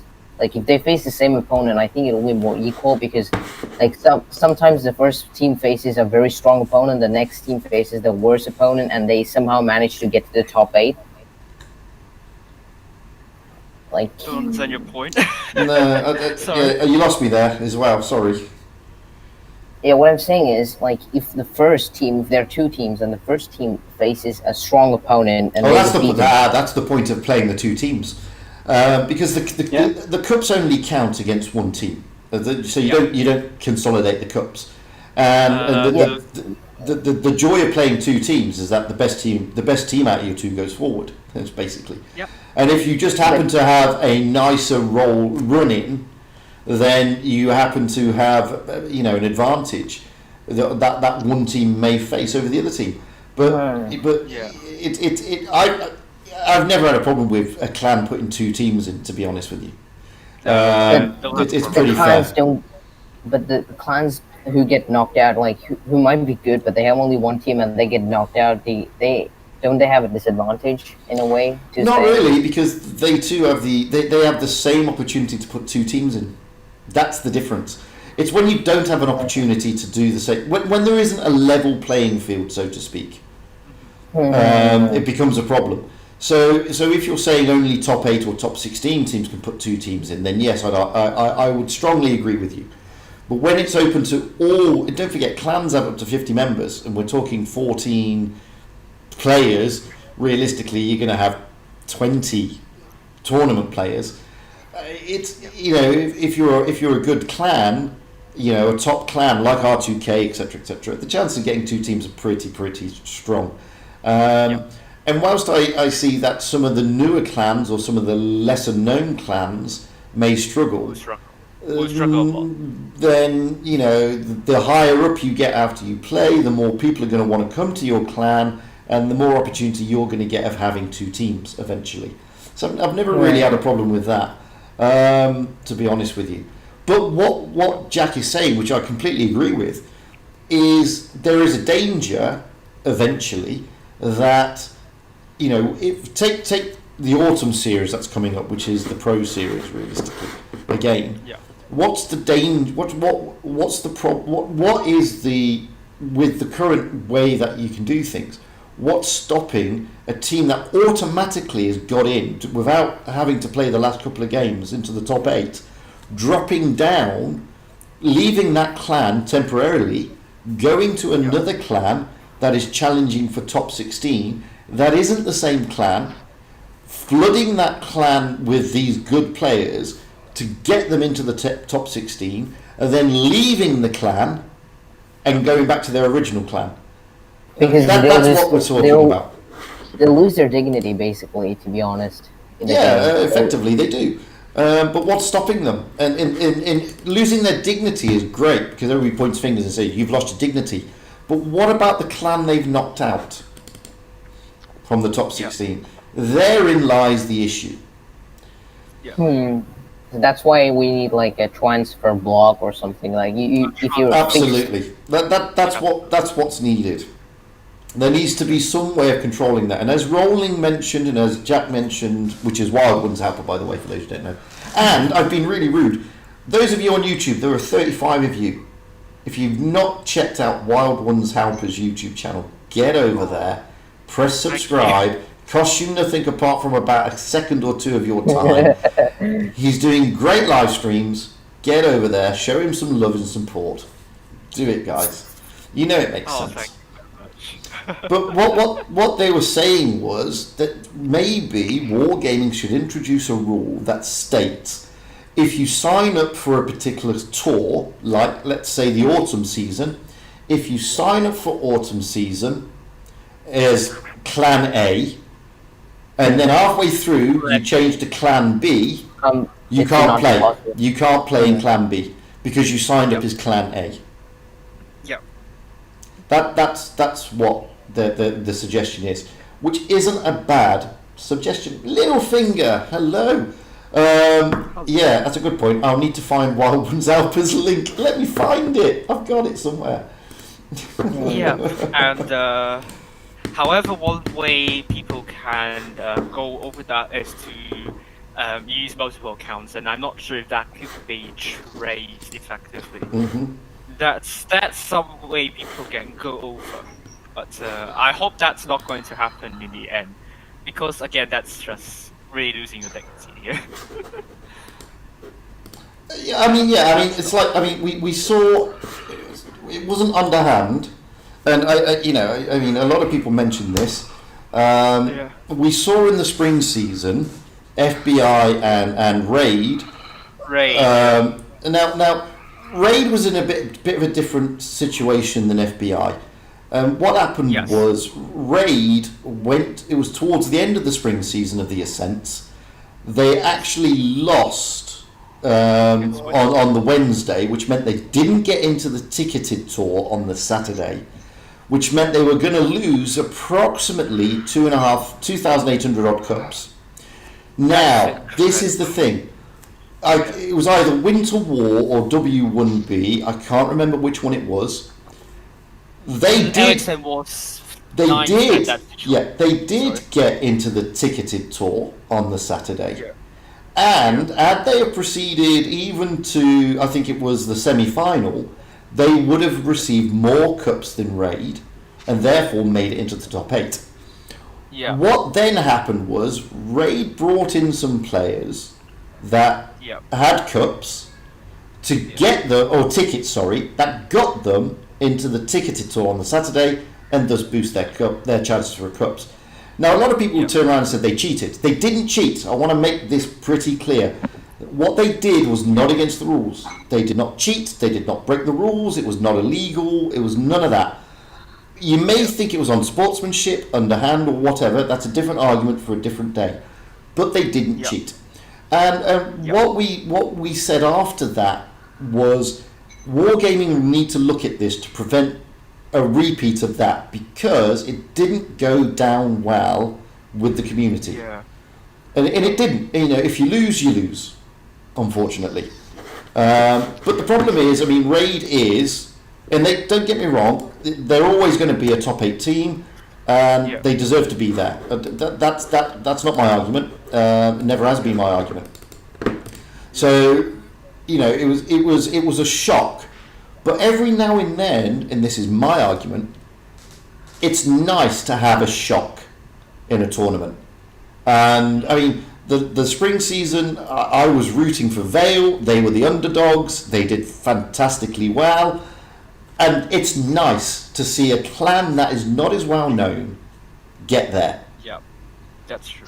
And I do. It's like in England when you watch the FA Cup, you want to see the underdog beat Man United and knock them out. And it's the same with Blitz. You want to see the underdog clan knock Raid out or knock Endgame out. And you want to see that because it's great, it's fantastic. It adds to it. It sends to the community that, you know what? Any clan can beat the top clan if we just give it a bit of effort. And that's one of the reasons I was disappointed. Not because Raid did anything wrong. They didn't. And I really can't emphasize that enough. So I don't think I've said that Raid cheated or broke the rules. They didn't cheat. They didn't break the rules. But things like that do need to be stopped. The reason being, from what I said, I want to see the underdogs get that chance because it's fantastic. Yes. It's good for the game, I think, and it's good for tournaments. Yeah. On the other hand, you can argue about the kind of the ludicrosity, the ludicrousness. I don't know the noun of that word, but ludicrousness for now. And you can also argue about that as well. The amount of cups distributed. I think, if I remember correctly, if you get into the ticket tournament, you get in the first round, you get more cups than finishing first in that tournament when you need to get the ticket. And I think it's ludicrous, just because you just need to get into the top 4 and then you're safe. You don't need to do anything much, and then you can just give up at that point. And second thing is that you said Raid got knocked up by Winter War, but Legion got defeated by RDX, but that's not going to change anything for Legion. Yeah, it didn't. Yeah. Because they got into the top 4 and then they are in the ticketed. So if I lose to RDX, it's not going to bother me a lot. But then if I lose to Winter War, it's going to bother me a lot. And I think that needs to be changed here. I felt really sorry for Winter War because they could have made it into the top 8. And when I streamed them in the Ascent, I said, look, Winter War has always been a clan that can cause an upset, and they can. Yeah. I mean, they're a great bunch of guys. They're a really good clan. They're very tight knit. And they really, really do have the ability to throw in upsets when they want to. Yeah. And I think that's fantastic. I mean, I think that's a fantastic... It keeps you on your edge of your seat when you're watching the tournaments, which I think is great. Fantastic. Yeah, that's very good.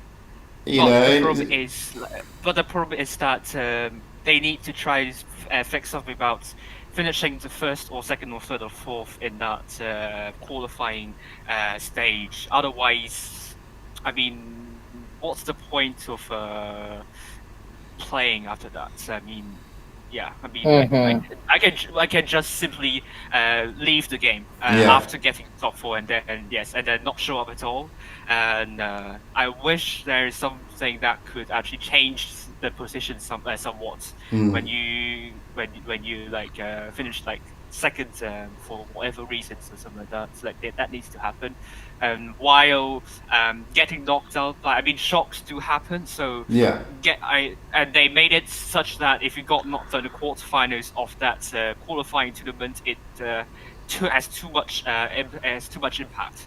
And that's the sole reason why both FBI and Raid want to get into that second tournament in the first place. Just because participating in that tournament would just give you the good amount of cups that you need to keep you afloat. So I do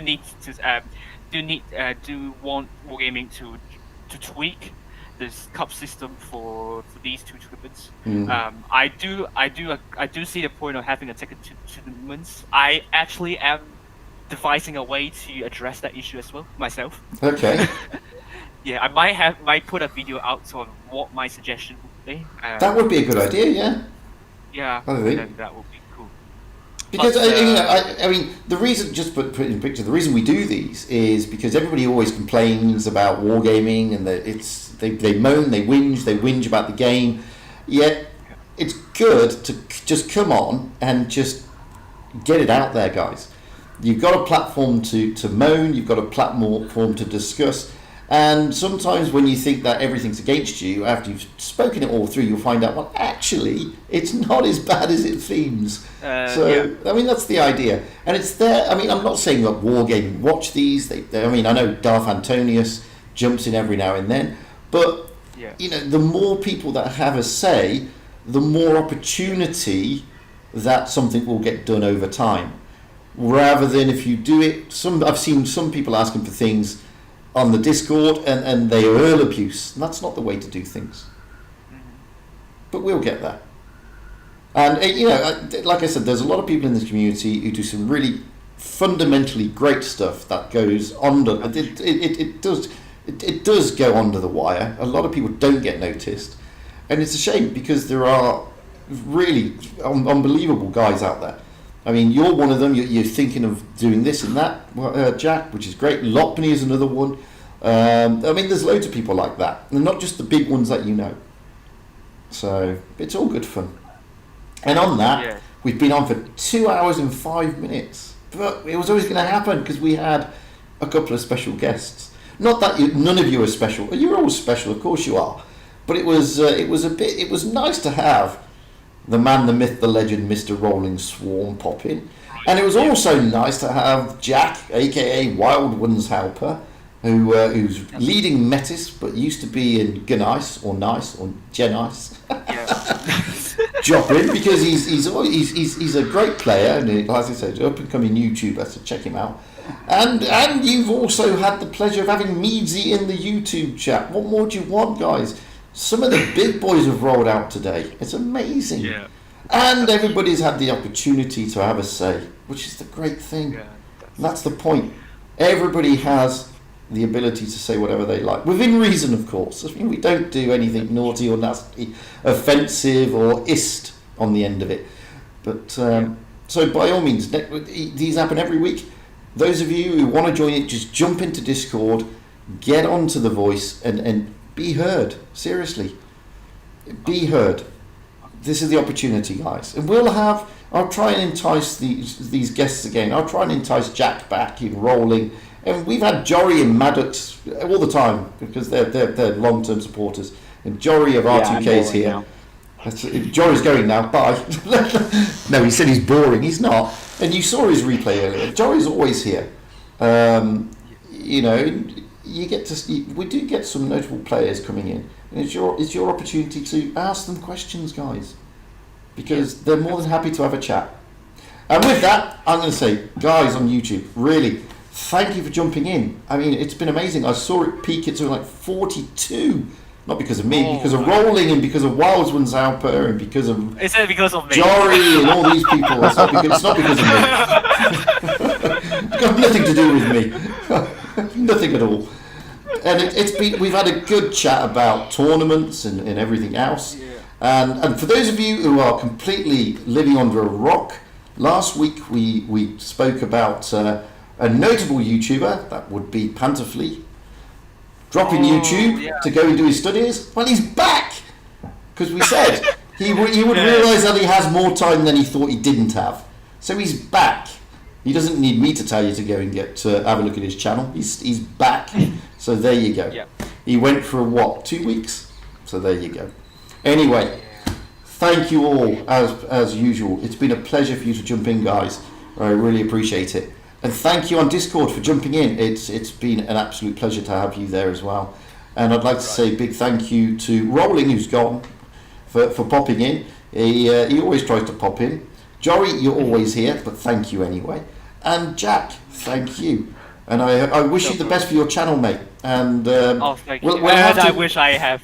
Oh, sorry. I mean, I wish I could commentate for the Summer Season Championship. I still haven't got the call yet, though. Well, there you go. There's another one coming up, which is the autumn, and I'm sure you're going to get there as a major feature. Seriously. But I wish you all the best for your channel, mate. Thank you. And we'll plug it some more. So with that, I'm going to go. Thank you all, guys, for popping in. It's been an utter pleasure, and catch you all soon. Enjoy your weekend, or what's left of it, and don't forget, last day, gravity mode finishes today. So get out there, enjoy floating around and being crazy in a mouse while you still can, because today at 11 o'clock it will go. That's 11 o'clock UK, I believe, or CET, I can't remember. Today is the last day. And momentum is the same for whatever collisions you're in. So. Absolutely. And with that, I will definitely say goodbye now. It took a long goodbye. That was a long goodbye. Okay, I'll catch you all soon, guys. All right. Thanks a lot. Bye. See you all soon. Bye for now. See ya. Bye. Bye. Bye. Oof. No problem. No problem.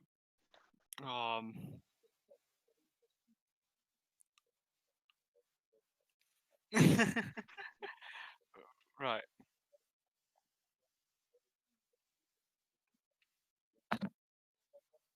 Yes, that's.